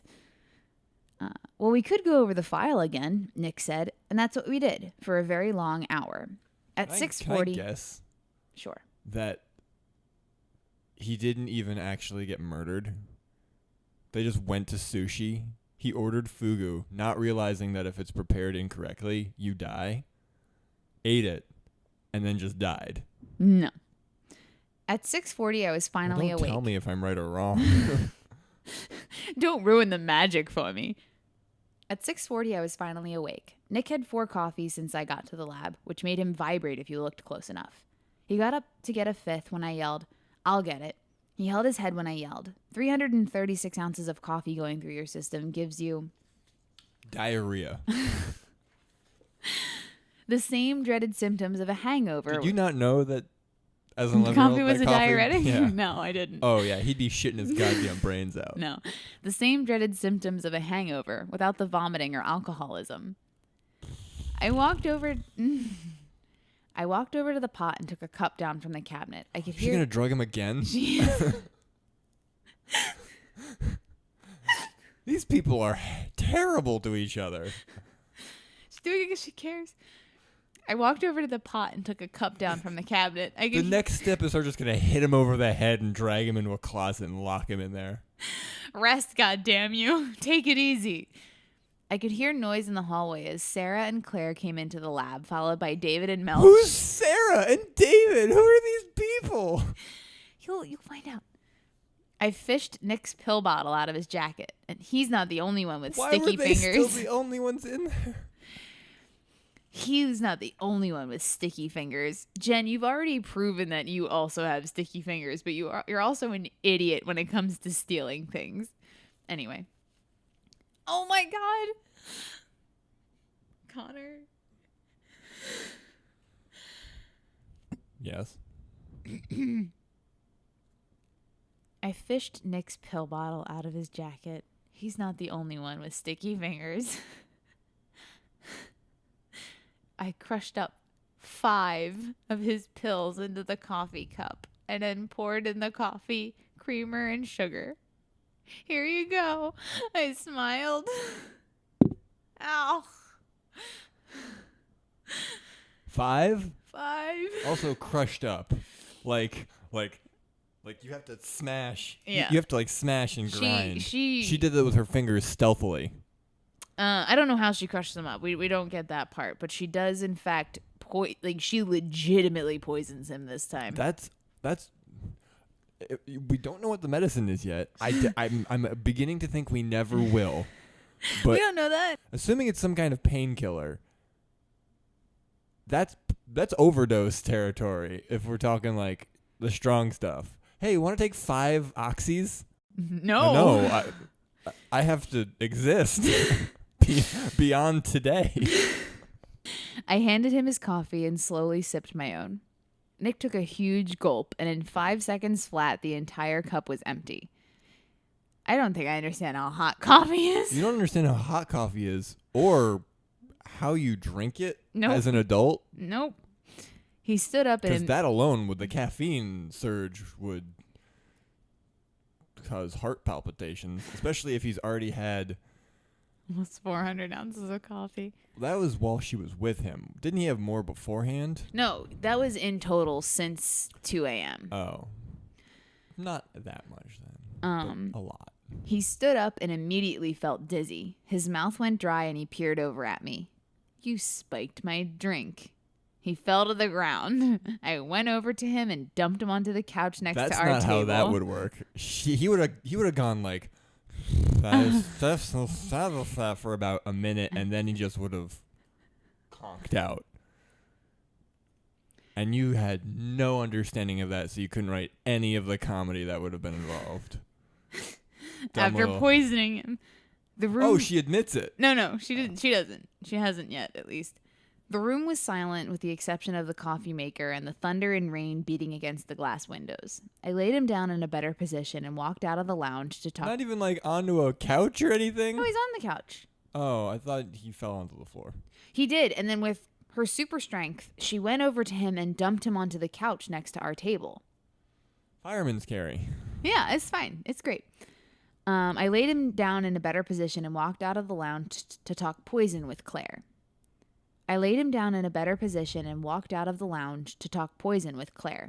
Hey, did you use my computer last night? Claire greeted. No, Nick did. I had a question, though. What is blowfish poison? I asked. Claire walked over to the printer and looked at the piece of paper that it spit out. Well, the blood he ran had 15 grams in the sample. The dead body's, 12? About 115 pounds, right? Claire asked. Yeah, how'd you know? I asked. Well, if my assumption's correct, and it usually always is, Greg's been dead about 15 hours now. Let's just say in about an hour, Greg's going to be walking around again, Claire promised. I couldn't breathe. The room spun, and Claire's voice sounded low and distant. Jen? She asked. I came back down to earth. You mean that body in a cooling drawer downstairs is just going to be walking around and fine in just an hour? I gasped. Yeah, blowfish poison is very rare. This little bugger mimics death. Once it comes in contact with your skin, it's absorbed into the bloodstream. It causes a state of temporary paralysis, slowed or almost stopped breathing, and heart rate. But you wake up at the most 16 hours later. But playing with this stuff is Did you invent this? No. This is real? This is a real thing that I stole from an episode of something, probably. CSI? I don't know. I can't remember an episode of this in CSI, and I did just rewatch that whole series. It might have been Bones or something. I don't think it was Bones. Okay. But that's because there's no skin in Bones. Because it's Bones? Yeah. Yeah. But you wake up at the most 16 hours later. But playing with that stuff is like trying to put a fire out with gasoline. It's stupid and can kill you. If you're out for too long, you'll actually croak. How could a killer possibly get a hold of it? Claire asked. Well, that's my job. Time to find out. It's not. It's not your job. Your job is to do exactly what you just discovered and repeat it to the detectives. And it's their job to go and find out. I thanked her and left. I called the EMTs and they took the body to the hospital. I wouldn't want to wake up in a morgue if I was a 12-year-old boy. Good morning, Jen. I wouldn't want to wake up in a morgue ever. At all. Like 12, I'd probably get over it. If I woke up now, I'd be like, what happened to me? What's changed? Good morning, Jen. What's up with Nick? Melch greeted, walking out of the lounge. Well, long story short, I drugged him.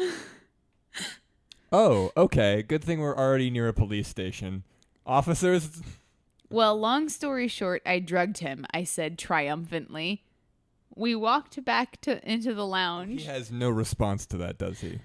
Oh, damn, Melch said, and scampered over to Nick, who almost fell off the couch. With what? He asked. His meds. Dosed him with, I paused. What, 3? Melch asked.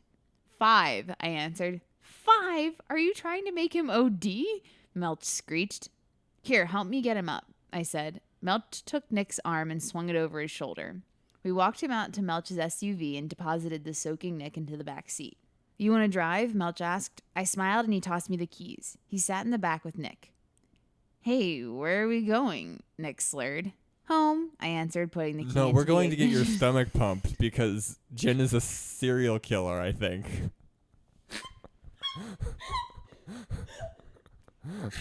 Either that or she's very dumb.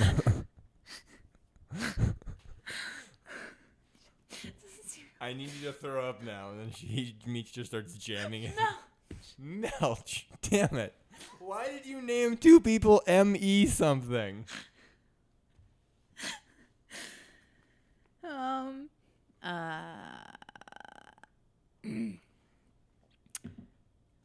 Home, I answered, putting the key into the ignition. I started the car and turned the heat on for Nick, who shivered in the back seat. Hey, Melch, is he going to be okay? I asked. I just wanted to know if I had just killed my partner. Oh, now she's feeling like remorse. He'll be fine, but I'll look him over at the house. I'm a coroner. I'll know if he's dead. Melch answered from the back. No. I need a real doctor, Melch. Can we please take him to real doctor now? We pulled into Nick's driveway and I stopped the car. Jen, some assistance, please? Melch asked from the back. I got Melch's umbrella out from the glove compartment. Also, there's a lot of not solving the crime happening right now. There's a lot of Nick is causing problems in this episode. Not a great start to Nick. I opened the door. Or Jen, because she's also causing these problems. I know. I opened up the door and climbed out to help Melch. Melch opened the door and I held the umbrella over them. We dragged Nick into the house and he moaned as we plopped him down onto the couch. Ugh, Jen, you're maniacal, Nick groaned. I try. Really, I do. Now take it easy, I told him. Jen, I want to do my job, but I guess I really don't have a choice, he joked. He stood up and wobbled over to his bedroom. He fell over in the process. My hero. I helped him into the bedroom. I can do it, he protested. Melch walked over and looked into the darkened bedroom. The blinds concealed the room from the sun. I'm going to give him a look over. Give us a sec. Just want to make sure you didn't kill him. Melch smirked. Not a thing to smirk about. You might have actually killed him. Again, we should get his stomach pumped. I gave him a glare and exited the room. I sat on the couch and waited for him to come out. Melch walked out and quietly shut the door behind him. He's going to be out for at least 4 or 5 hours. I think I'm going to take... Probably closer to 12 if we're being like in the realm of reality, but we so clearly aren't that I'll allow it. Okay. I think I'm going to take the day off today. Paige said I needed to take one this week, and Jim is down there to entertain the bodies. Go back to the lab. Who's Jim? Who's Paige? Go back to the lab. I'll call you if anything pops up, Melch guaranteed. Okay, I left. I got into the car and made my way back to the lab. When I got back to the lab, Paige called me. Jen, wait up, he yelled. Paige is a man? Paige is a man. It's his last name. Thomas Paige. When was that communicated to me? It wasn't. It's in the profiles section, which is the thing after this. Okay. Yeah. Jen, wait up, he yelled. He caught up to me and told me the news. Greg's awake at the hospital. I wanted you to talk to him at some point today, Paige reported. Cool, I griped. I headed back to the car and made my way to the hospital. Why do I have to talk to him? Why not one of the actual officers? While taking a shortcut, I came to a stop sign. I saw a hooded figure beating the crap out of a little girl. Different scene happening now. Control, this is Officer Jen Woods, badge number 925. I need immediate backup and emergency medical service. She has a radio? She has a radio and a badge. Again, I'm gonna call upon the only show I've watched with CSI people in it, but Dexter has a badge. Okay. Okay. You get that pass. I need immediate backup and emergency medical service at Polk and Hunter, I said into my radio. I heard the little girl scream and got out of the car. Freeze, CPD, I yelled. The figure looked up back at me and tears streamed down from his face. He evidently ran from me. I darted toward the little girl and checked for her pulse, but the son of a bitch beat the very life out of her. Jesus Christ. How old was this child? We'll find out. EMS came speeding into the alley. As the coroners lifted the girl's body into the body bag, a picture fell out of her small hand. I like how time means nothing in this universe. Just, oh my God, she's dead. Wee, wee, wee, wee, wee, wee. Oh. Has it been 5 minutes? An hour? I don't know. Was it instantly after I checked her pulse? I picked it up. It was a picture of a family. I placed it in an evidence bag. I took Melch's camera. Wait a minute. I just want to point out what I'm seeing on the page. There is a huge gap. It was supposed to be the picture. There were pictures in this novel. It was supposed to be a drawn picture of the family that the little girl had drawn. Okay, good to know that existed in this concept. Here's something that I don't understand, which I know is a lot. For some reason, she's still in Melch's car. She's not in her own cherry red Dodge Viper. She's in Melch's car. Well, she had to go back. But she went back to the lab where her car was when Paige was like, yo, you have to go to the hospital. So why wouldn't she take her own car? I mean, eventually she's got to bring Melch's car back, right? I'm fighting for the book okay, gotcha. right now. I appreciate you. I don't know why this has taken this turn, but I see the logic the 12-year-old girl you was going for. Gotcha. I took Melch's camera from the trunk and took pictures of the crime scene. I heard a door slam a few yards away, in the direction the killer was going. I put down the camera and jogged to the end of the alleyway. To my left was a brick wall, and to the right of me, the back of 2 townhouses. The first townhouse trash can was open. I went over and looked inside. The black hoodie was rolled up into a ball. I shoved it into an evidence bag. Brass knuckles were covered in blood under the hoodie. I bagged those too. You good-for-nothing piece of shit, I heard a man scream from behind the door and then a loud thud against the door. Is that the language? Yeah. Please don't hurt me. I did what you told me to do. No, not the needle. No. Ah! A child pleaded. I ran inside, gun raised, and paged for backup. A man with a... Paged? Paged for backup. Not radioed? She doesn't have a radio physically on her. That was in the car. Not a cop. A man with a thick black goatee stood over a bleeding child with a frying pan and a syringe in his hand. Put it down. Needle in one hand, breakfast in the other. Put it down, CPD, I ordered. The man dropped it, and Officer Kane escorted the man out in shiny new bracelets. I don't know when Officer Kane appeared, but good thing he's there now. I think she's like a genie who can just conjure police whenever she needs them. But too late, by the way. It's never when she needs them. It's only after she needs them. It's at least 30 seconds after she needs them. Yeah. That's when they appear.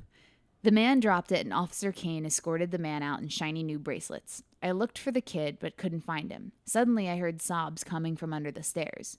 I walked over and opened the door in the stairwell. The boy was cowering inside, his head pouring blood onto his face. I reached out for the boy, but he inched away as I got close. It's okay, I'm not going to hurt you. I'm Jen, a police officer. What's your name? I asked warmly. Mikey. I didn't want to kill Greg, but Frank said if I didn't, he'd kill me. So Greg and I dosed him with the magic stuff. But then Ellie, the child sobbed. Wait. Greg Marshall? I asked. Uh-huh. He's my best friend, Mikey continued to cry. It's so lucky that she stopped at this stop sign on her way to talk to Greg when all of this happened. Because Chicago is a very small place. Well, that magic stuff, it kept Greg alive. Here, come with me, I smiled and took his hand. So, Frank is the adult with the goatee, I'm assuming. Is he an idiot who just said, here, use this poison I found online, not knowing it was... I don't... No, it is explained. Okay. Yeah. Same. Having a conversation. Okay, continue. I smiled and I took his hand. Mikey, did your sister draw this? I asked, handing him the bag with the photo in it. Yeah, he replied. So it's not a photo. No, it's a picture. That's what I'm saying. It was a picture that she drew. Okay. Is this your little brother, mom, dad, and sister? I asked. Yeah, my dad died 2 years ago, he answered. Where is Jake now? I continued. My neighbors, he returned. By the way, I think the photo was labeled because I have no idea who Jake is. Just is a name that suddenly popped up. Little brother, I'm assuming. Yeah. I helped him into the large ambulance. The EMT patched up the gash. It would have to be labeled because how would Jen know that? Exactly, so that's what I'm saying. The EMT patched up the gash on his cheek where the frying pan had almost broke his face and examined his head. He okay to go mobile? I asked the medic. He turned from me as Mikey entertained himself with a lollipop. No signs of a concussion. The frying pan messed up his face pretty good. So, if you could, bring him back to the hospital in the next few hours. If the cut reopens or he does have a concussion, we won't know until then, the EMT answered. Because a concussion is something you can just kind of like wait on. You know, it's fine. So, especially in 12-year-olds. Yeah. So, can I take him to my office for some questions? I asked again. Sure, Jen. Just bring him back down to the hospital at some point today, he smiled. He hoisted Mikey off of the ambulance, and I walked him away as Ashlyn took the scene over. Good old Ashlyn. Can always count on her? Yeah. I herded him into the SUV and made my way to Nick's house. When we pulled up into the driveway... You know, this isn't my car, kid. What? And we're not even going back to the police station first. What? Oh, God, I've gone from one hell to another. When we pulled into the driveway, I helped Mikey out of the large vehicle. We walked up and I pounded on the big oak door. Nick answered. Hey, Jen, can I talk to you? Who's this little guy? He asked. Oh, great. A child. It began raining again, and Nick let us in. Nick limped over to the kitchen and made Mikey... Did you think that Chicago was Seattle with how much it's raining? It rains all the time. Nick limped over to the kitchen and made Mikey a peanut butter and jelly sandwich. I walked over to Melch. When did he wake up? I asked. About 10 minutes ago, Melch answered. What happened to about 4 or 5 hours? I was gone maybe 2, I asked. That's what I'm trying to figure out, Melch replied. I think there's more than one super soldier in this world. And that Nick also has incredible human powers because... What if the medicine's actually those bone strengtheners? But none of this makes sense, I hope you know. He's being poisoned consistently and keeps waking up early, like, from being drugged. It's fine. And it's like... It's fine. Oh, I should be, like, close to death right now, but I'm awake. And it's like, oh, I just can't figure it out. It's weird. Not... You're a modern medical miracle. You should be dead. That's what I'm trying to figure out, Melch replied. Nick limped over to us. Jen, mind explaining? Nick asked. This is Mikey. He's the one that staged Greg's death. Also, he was forced, Nick, to kill his baby sister. What? I like how she has to emphasize forced because if she didn't, Nick would kill this child. Or something. I answered, showing him the picture of the body. He's staged? Nick asked. Greg's alive. The blowfish poison actually causes a state of temporary death, but you wake up a few hours later, I replied. I like how when she finds him cowering under the stairs, he's mostly broken up about Greg, not his own sister who he just beat to death. He beat this little girl to death? He gritted. He turned around. Nick, he didn't have a choice. I grabbed his arm. Of course he had a choice. He could have gone to the police, Nick replied. Nick, this kid is messed up. His stepdad beats the crap out of him. You see those bandages? Is his stepdad? You see those bandages? When did that get announced? Well, his real father died 2 years ago, per the conversation they had. I know. I just assumed it was a single mom. Oh, that's a good point. You see those bandages? That's from a half an hour ago when the guy was done beating him with a frying pan. You of all people should know how this kid feels, I argued. Nick gave me a look. His dad was touchy too. Sorry, I frowned. Jesus. Yes. No. Just so you know, Nick's fucked up. No, you're right. Let's go. Nick gave a small grin. Come on, Mikey, I smiled. I gave Melch his keys and I used my knowledge of that to manipulate him. Yes. Because I am consistently being shown as a terrible person. Maybe Jen's a serial killer. Oh. I gave Maybe Mel- they all are. Like, Nick wants to kill a child. Melch. Fuck. His name is Meech now because of this. Melch likes cutting people open, and Jen regularly drugs her coworkers. I gave Melch his keys, and the three of us got into Nick's jet Black Viper. Nick also has a Viper. What? Do you think they bought them at the same time, like together? I don't know. Like, we want matching red ones. Wait. No. I don't know if it's actually in this book because there is a sequel to Secrets Behind the Secrets that never actually got printed but did exist. And in that, we learn that Jen's father is like a billionaire and he bought them these cars. And why is she working? I think that was also explained when we learned that, and I legitimately can't remember if it's in this one or if it's in the sequel, but like it's like a whole thing. I gave Melch's keys, and the three of us got into Nick's jet Black Viper. When we got back to the lab, Nick wanted to have a go at Mikey. We sat in the interrogation room. Mikey, tell my partner about Frank, I coaxed. Frank's my mom's new boyfriend. When he took this medicine stuff, he was really mean. He hit my mom, but she wouldn't break up with him because he gave her medicine too. He hit me and my sister too, but he liked to take Ellie into the room. She didn't want to, and she fought back. She ran away, and I went with her. Pedophilia? Just randomly sprinkled in there? Yeah, he's a bad person. Frank's a bad guy. How did 11-year-old you know about pedophilia? I watched SVU as well on USA. Characters welcome. She didn't want to, and she fought back. She ran away, and I went with her. We told Greg what was going on, and he told me about heroin. And all the bad stuff Frank was doing was illegal. He told me to get some more proof and we could put him away. But when Frank found out what we did, Mikey began to cry again. Why didn't you guys go to an adult? They needed more proof. You don't. You just go, my stepdad's touching my little sister, and people will investigate that.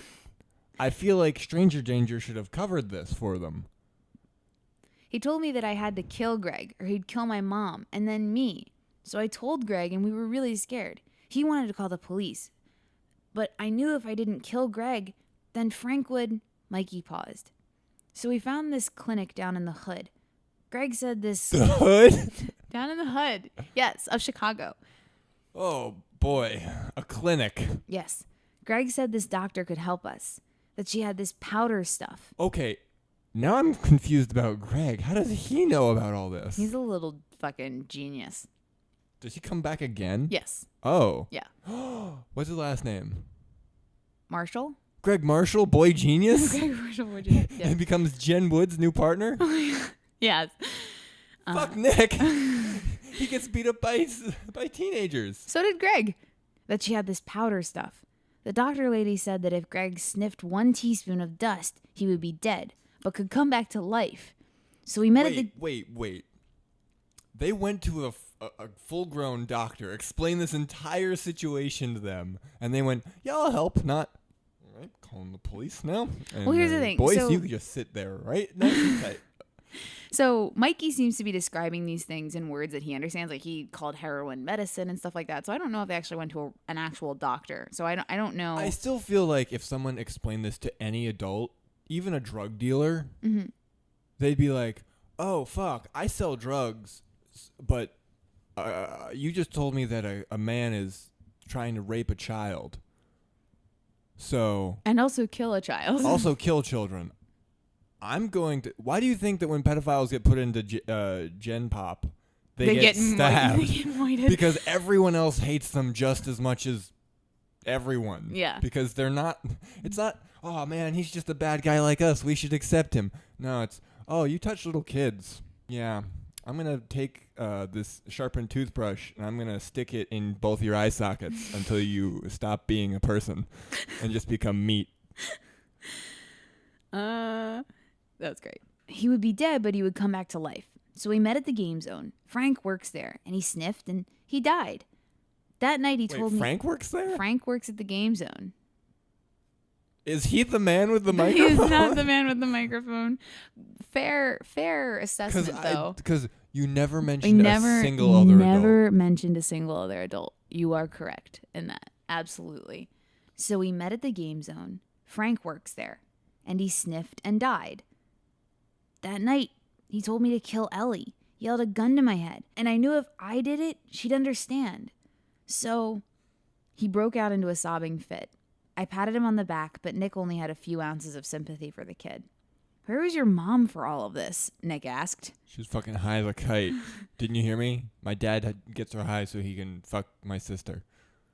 She went on a 3-day vacation, but she's been gone 2 weeks. Oh, no, she's dead. I think she just needs a break, Mikey answered. Mikey, do you think Frank may have hurt your mom? I asked. Mikey's face went white, and he stopped breathing. Mikey? I shook his shoulder. He fell onto the floor, shaking. Call a bus, I yelled, but it was too late. Mikey'd ceased shaking. There was no pulse, and he wasn't breathing. He died of shock? No. Nick double-checked the pulse and looked up at me. He's dead, Nick announced. He took out his cell phone and called for the coroner. Melch walked in and his lackeys loaded the boy onto a body stretcher. At the morgue... I imagine that Melch was like, oh, I finally get to cut someone up. Fuck yeah. Rubbing his hands together Oh like, this entire thing has been one blue ball situation, and I finally get to cut him open. I'm a little weird that as a kid, because I am unlike Frank, but I'll do it because I want to see those sweet, sweet insides. At the morgue, Melch pronounced COD. He overdosed. Heroin was found in his system. It finally traveled to his heart, and it made him go into overdrive, and he went into cardiac arrest. When the heroin hit the brain, it caused him to seize, and that makes your heart race as it is. With all the speed, his heart exploded. 2 things. 1, I like that Jen described all that. But 2, Jen didn't. Melch described. Oh, Melch is telling Melch is telling this, Okay. yeah. Melch reported. I like that you explained that to the audience. But Mhm. also, the last thing he discovered was that my mom's dead. Yeah. Oops. Ugh. Here's the other thing. He didn't experience any of the other symptoms of being on heroin before that point. He wasn't like loopy. It was just like, yeah, oh, my dad also injects me with stuff, and look at that overdose time, and I'm gone. Can you guess how I spell heroin? Oh, I'm spelling it like the female heroin. is it just It's just wrong. You just added an E. Yeah. Okay. I'm just spelling it incorrectly. Okay. Throughout the whole thing. Not at a single point have I spelled heroin correct. Okay, so it's not heroin. They're injecting a very Women. strong woman. Yeah, strong women into these boys' bones. That's actually the bone strengtheners. That's where it comes from. I call it Wonder Woman because we don't spell good. When the heroin hit the brain, it caused him to seize, and that makes your heart race as it is. With all the speed, his heart exploded, Melch reported. And then he cuts him open in front of them and pulls the ribs apart without using any weapons and just goes, see? Well, this is where his heart should be. And instead it's just a pulpy mess. It's just a piñata, an exposed piñata of blood and viscera. Great. Okay. I stared at Mikey's small body on the table. The bandage that hid the cut on his cheek was removed, and it revealed the gash that Frank had given him. We're going to get him, Mikey, I promised, and we left. Didn't they get him already? Yeah. Didn't an officer drag him away? Also, why is it the bandaged that hid the cut? Why isn't it the bandage? Oh, that's just a spelling error. Yes. But, you've already caught yourself on heroin versus heroin. Yeah. Well, let's go talk to Greg, I said. You okay? Nick asked. Yeah, it's just... Heard him yelping and crying, no, not the needle. And I let Frank hurt him, I contorted. Contorted? Contorted. Sure. I can't make fun of everything. Sometimes you just gotta say you're wrong and you need to accept that. Jen, it's not your fault. Like you said, we're going to get this guy. Nick put his arm on my shoulder. I smiled and we walked to our cars. We pulled up to the hospital and asked the nurse at the front desk for Greg's room number. We walked down the hall and opened the door. Greg was reading a book. He had a white bandage wrapped around his head. His parents sat next to his bed. I don't know why he has a white bandage around his head, by the way. Also, the only reason he is still alive is because his parents wanted to watch him get cut open. No, they explain it here. They knew about the thing. So that's why they're like, don't perform the autopsy because that child is not dead. Why wouldn't you explain? Why were they undercover and not the police? We know about the pedophilia. We know about the drug use. We know about the abuse. and we want to catch him ourselves because we are... By the way, we wanted to catch them ourselves by fake murdering our son. Hi, I'm Jen Woods with the Crime Lab, and this is my partner, Nick Craigen. Can we talk to Greg? Crime Lab people don't have partners, by the way. Yes, they do. It's something I haven't mentioned yet, but they don't have partners. They're not detectives. They are. So... In my heart. Or are they life partners? No. They're not life partners. Okay. Remember how awkward it was earlier when he said that he loved her? Yeah, because that's something that adults would assume they meant, Yeah. not teenagers or preteens. I know. Hi, I'm Jen Woods with the Crime Lab, and this is my partner, Nick Craigen. Can we talk to Greg alone for a second? I greeted. The parents nodded. We'll be right outside, Google. The mother kissed Greg on the cheek, and they Google? exited. Yes. Because he's so smart. Well, now he's not smart anymore. Miss because Woods? he didn't go to the goddamn police. Miss Woods, Mr. Craigen, how may I facilitate? Greg asked. Jesus Christ. Big word for a dead 12-year-old, Nick joked. Oh, yeah, the first thing I did when I saw your dead body was make a joke. The very first thing. I'm a damaged man, and I do not think before I act. Never underestimate the intellect of the youth, even the dead youth, the genius announced. Oh, he's like legitimately a genius. Yeah. Wow, aren't you the little prodigy? I said, sitting down into a chair. Well, my parents don't call me Google for nothing. Most of the kids my age are in the 6th grade and play video games. Me, on the other hand, I'm a senior in high school and read textbooks in less Why than was 30. this not mentioned before? I don't. It's hard to bring up organically. Me, on the other Obviously, because this isn't that. Me, on the other hand, I'm a senior in high school and read textbooks in less than 30 minutes for fun, the boy replied. I know why you're here. Mikey didn't kill me. We went down to this clinic downtown, and this woman had a dust that could cause you to die and be resurrected. So it is a clinic. They did go to a doctor. I am not an idiot. I knew instantly that the compound she had spoken of was simply pterodotoxum, the blowfish poison, if you will, and I read about it in the Encyclopedia of Drugs and Poisons. A doctor can only collect this drug. I simply blackmailed her into giving us the powder. I know it sounds a little criminal, but it was for the best. This also has to do with why you cannot find the clinic, Greg smirked. Nick and I looked at each other. The CDC had shut it. We forgot to look. Yeah. The CDC had shut it down after we bought the poison. I had left them a little tip about the clinic, and they stopped by. The CDC? Yes. Because this clinic was obviously not on the up and up. But why was the CDC involved? I don't know. That's why what not I was. the FDA? That's what I was blackmailing her for. Were they developing superbug weapons? Because that's why the CDC would get involved, not the FDA. This is where Mikas was made. They're performing weird medical experiments. There are at least 15 super soldiers in existence now. Yeah.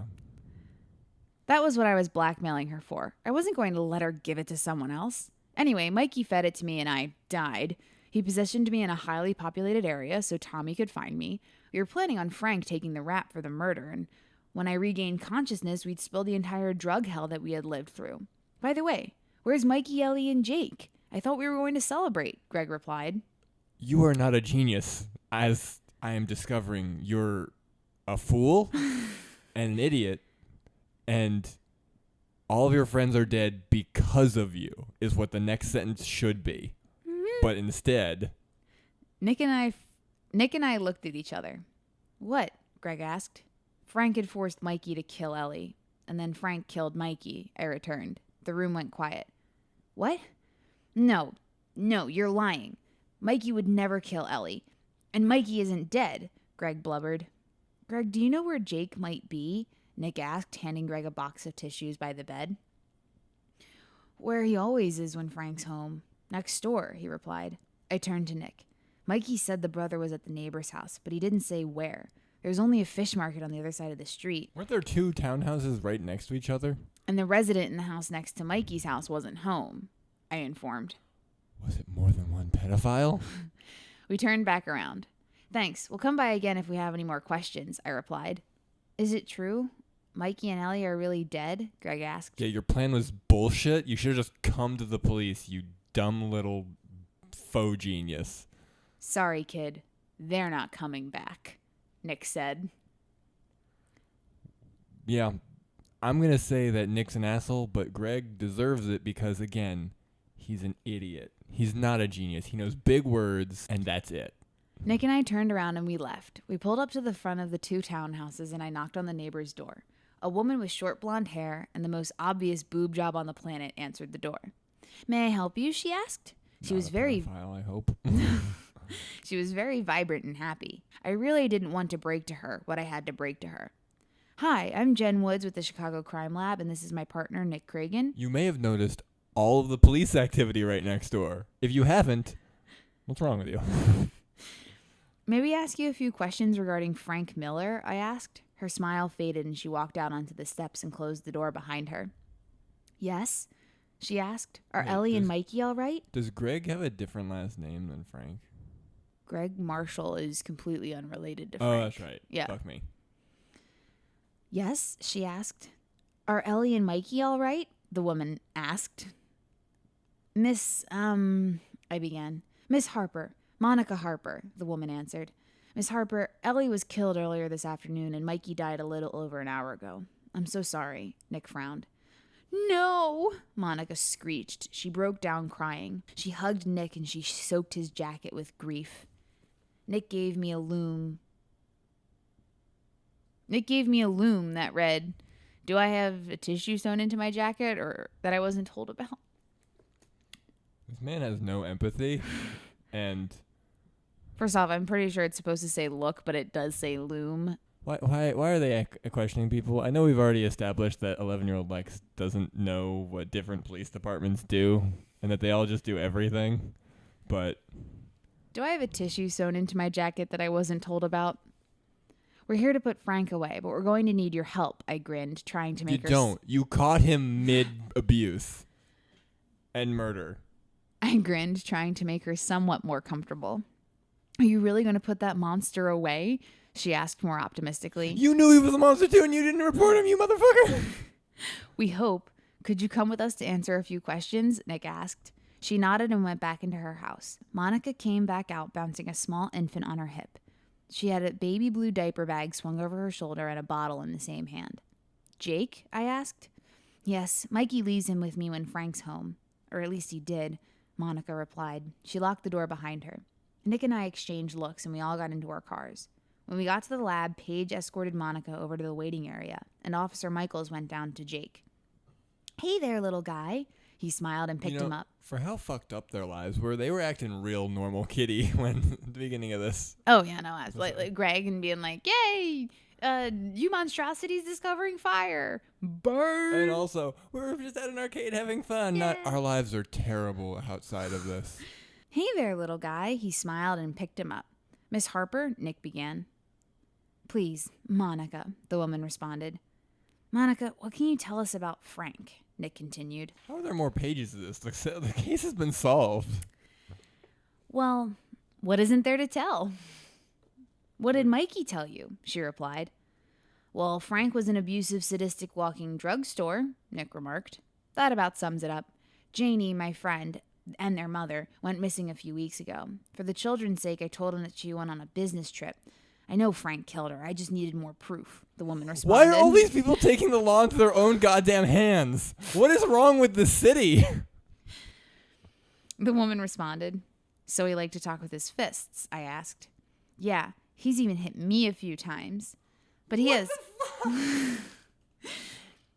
But he has thugs everywhere. If I went to the police, I would be dead," Monica replied. "All right, we're going to have this officer escort you home and stand at your door." "Thanks for all of your help," Nick promised. Michaels handed Jake to Monica. "No problem. Anything to put that son of a bush where he belongs. I don't like to curse in front of Jakey." Monica smiled, and Officer McHale escorted her to her car. I like how this one random, asshole criminal suddenly has goons. Yeah. I just get my family high and abuse children now. Well, remember the super soldier from the beginning of the... I'm going to assume that Mikas was one of his goons. Oh, I just kind of assumed he was an asshole. Oh, also fair. So we have... And he was stealing tickets. That's why he was in there, right? Yeah. So we have 2 dead But he's kids. also a super soldier. So we have 2 dead kids, a junkie murderer, and enough evidence to put this guy away for 4 lifetimes. Life's good when you get the bad guy, Nick said triumphantly. Yeah, let's go break it to him, I smirked. Paige walked up to us. Jen, Nick, Frank Miller is in interrogation 1, Paige said. Why? He made bail and is out. Why is he back? I said. Greg Marshall told us some very useful information in your case and then some. He told Officer Jane about how he used Ellie as his play toy. I almost blew my brains out when she told me what Greg told her about what Frank would do to Ellie. Paige glowered. I don't know why Greg's initial information that he told Jen and Nick would have not made enough of a difference to keep this man in holding, but You have to listen to me. These 2 weren't writing anything down. They didn't. and they just left. I have so much more information. Nick's triumphant smile turned into a menacing glare. He walked past Paige down the hall and into the interrogation room with the dirty brute. Nick, where are you going? Paige yelled. To do my job. Nick. I'ma fuck him up? No. Nick, where are you going? Paige yelled. To do my job, Nick hollered back. I'll make sure he doesn't do anything stupid, I assured, and followed after Nick. Boss, wait! Ashlyn screeched.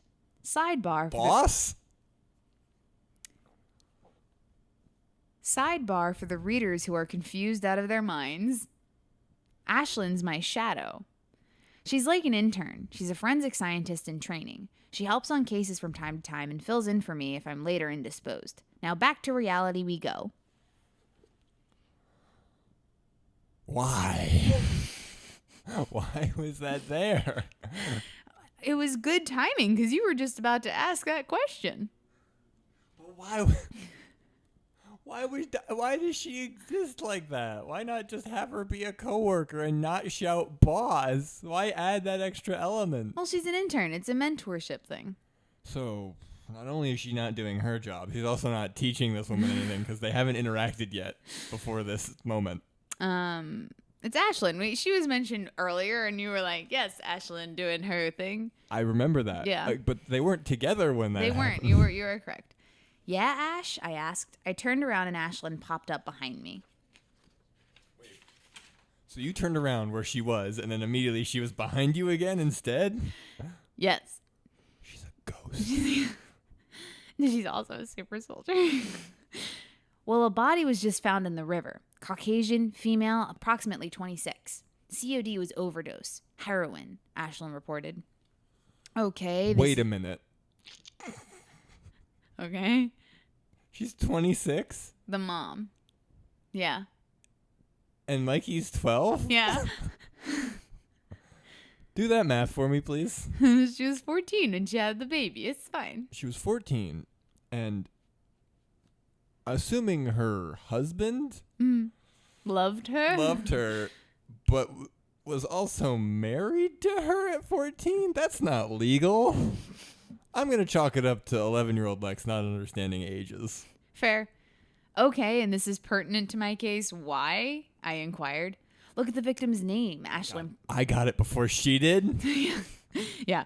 Look at the victim's name, Ashlyn pointed out. Emily Brown, she continued. Mikey's mom? I asked. Thanks, Ash, I said, and continued down to interrogation. I read the case files as I walked into the interrogation room. There was definitely a few common denominators in this controversial mess of a case. Frank, sadistic SOB, beat Mikey, raped Ellie, shot up heroin, sold the stuff too, blackmailed Mikey into killing Greg and Ellie. He killed Mikey and Mom. That's one sentence. That was one sentence. No, it wasn't, but you made it. There's regular old crazy homicidal maniacs, and then there are really whacked out crazy homicidal maniacs, I concluded. I finally reached the room and twisted the knob on the door, but it was locked. Not exactly a good thing. I ran into the next room and looked through the two-way mirror and saw Nick and Frank fighting it out, and Nick wasn't exactly winning. Doing illegal things in broad daylight in a police station. I dialed Paige, and a few minutes later, Paige and Michaels rushed down the hallway. Michaels kicked the door in, and they detained Frank, and I did the same for Nick. Nick's getting fired. If this has to end with him getting fired, right? But then the unexpected happened. Duh, you wouldn't be reading this if something like that wasn't. Frank pulled a knife and stabbed Michaels in the arm, letting him go. After Nick, evidently. Miller cut him on the chest and I maneuvered over to face the bastard. I kicked him in the groin and pinned him onto the ground. I broke his arm and I took the pointy object out of Crazy's hands. That happened in 2 sentences. Super soldier. No one else is a super soldier. That's been the reason that's so funny is because it's just gone now. But now, first off, he had a knife that they didn't find on him. No. Yeah. And second of all, they were having a fist fight in a police station where no one else noticed. There are cameras in those rooms. Nah, not back in the day when they used to not do things by the book. In Chicago.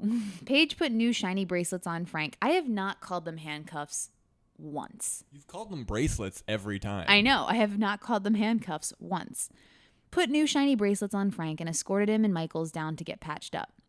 Nick got up off the floor. Well, that was interesting, he said, hand on chest. Nick, you're going to lose your job.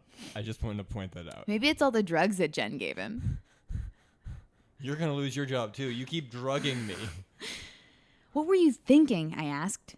Thoughts? He replied sarcastically. We both sat down, and I ordered Nick to take off his shirt. Yet again. This isn't like True Detective where you just get to shoot him in the head and then you have to fake a crime scene. This is like not real life. This is the hellscape that is. Are they all actually in hell? Making mistakes but unable to solve anything? I grabbed the first aid kit off the wall and opened it up. I don't know why there's a first aid kit on the wall in this interrogation room. For this situation, because it happens so often, apparently. Gotcha. I slipped on the... Of the 2 people who they've brought into the interrogation room, 3, 2 of them have devolved into fistfights. Yes, and all of them resulted in injury, because Mikey died. No one seemed perplexed by his death. They all just kind of like looked at his dead body and went, huh. Whoops. Ugh. I slipped on the gloves that were inside and dabbed at the cut with a cotton ball dipped in alcohol. Frank wouldn't budge, so I started to make him mad. Tell him he's going to jail, the whole you'll never see the light of day speech. Ow, could you be a little gentler? He yelped. Oh, stop being such a baby. So then what? I asked, putting a bandage over the wound. I think you get the picture, he smiled. He slipped his shirt back on and stood up. We walked down to the lounge and sat onto the couch. Nick poured us some coffee and we sat there and sipped the wonderful caffeine. Man, I love coffee. Hold the tranquilizers, Nick joked. Ha ha, I laughed. When our coffee was nothing but a few drops in a styrofoam cup, I guess my eyes closed because the next thing I knew, about 3 hours later, Nick shook me awake. Hey Jen, do you want me to take you home? He smiled. Sure, I replied. I got up and we left the lab. People were just walking past her going, what happened to Jen? Oh, she just passed out again. That's Jen. It's classic. People just keep falling asleep randomly and no one does anything about it because we are functional adults. Can you imagine if you went to work and just found people passed out there? People consistently? Like, should we get this place checked for carbon monoxide? Like, what's going on? This isn't normal. Oh, God. Sure, I replied. I got up and we left the lab. It was a good case, well done. Oh, God. Can you imagine what a bad case is? 4 police officers died, 6 civilians, and only 2 of our perps got caught of the dozen. But we're pretty sure some of them died in the explosion, so I'm going to say case, rubber stamp, closed. When Nick pulled into my driveway, he opened up my door for me. What a gentleman. So you want to eat something? I asked as we walked to the door. You know me all too well, he joked, and we entered my home. I don't think a single person has eaten anything up until this point. It's just been coffee and what I'm assuming is Vicodin. That is correct. You know me all too well, he joked, and we entered my home. I heated up some pasta and we ate as we watched TV. It was around 1 a.m. and Nick passed out on the couch. I put a blanket over him and left the room. Good night, Jen, he called from down the hall. Good night, Nick, I called back. He woke up just to say that? Yep. Good night, Nick, I called back and retired to my nice cushy bed in my bedroom. The end. Case 1, game over, glossary. We're not reading the glossary. We are reading the glossary. So the first term we have is forensics officer. I've defined that as scientists whose profession is collecting evidence and put all the clues together to solve a crime. Nope. Does that help clarify to Yeah, you what's that's going on here? Incorrect Okay. to a vast degree. Coroner, a doctor who takes, preserves, and performs an autopsy on a dead body. TOD, time of death. COD, cause of death. Print dust, a powdery substance that uncovers fingerprints. Prints, abbreviation for fingerprints. Partials, a piece of a fingerprint. Tape lifted, a special tape that lifts up a fingerprint pattern from the object the print was found on. Perp, abbreviation for perpetrator. The bad guy. Crime scene, the place a crime happened. Warrant, a court order from a judge. Y incision, an incision that a coroner makes when doing an autopsy, in the shape of a Y. Contusions, bruises. Post-mortem, after death occurred. EMS, emergency medical service. Gurney, a stretcher. Fume room, a room with a plastic container that gas pours into to see fingerprints or marks on something hard to detect. Tox, abbreviation for toxicology, where drugs and stuff are studied. Blowfish poison, a compound that almost stops the heart, causes paralysis, stops breathing, basically impersonates death. Pterodoxitum is not a real drug. I made up the actual term. Oh, you didn't bother looking up the real term? I didn't bother looking up any of these. Tox screen, a test to see what drugs or poisons are in the body. CDC, Center for Disease Control. Two-way mirror, a mirror that's like a window. It's a reflection on one side, but a clear view of a room on the other. And that's it. That's the first episode of A for Effort's series, Secrets Behind the Secrets. I'm going to give it a P for please make it stop. And you know what? As always, you're not good at something until you suck at it first. Thank you for joining, and join us again next time.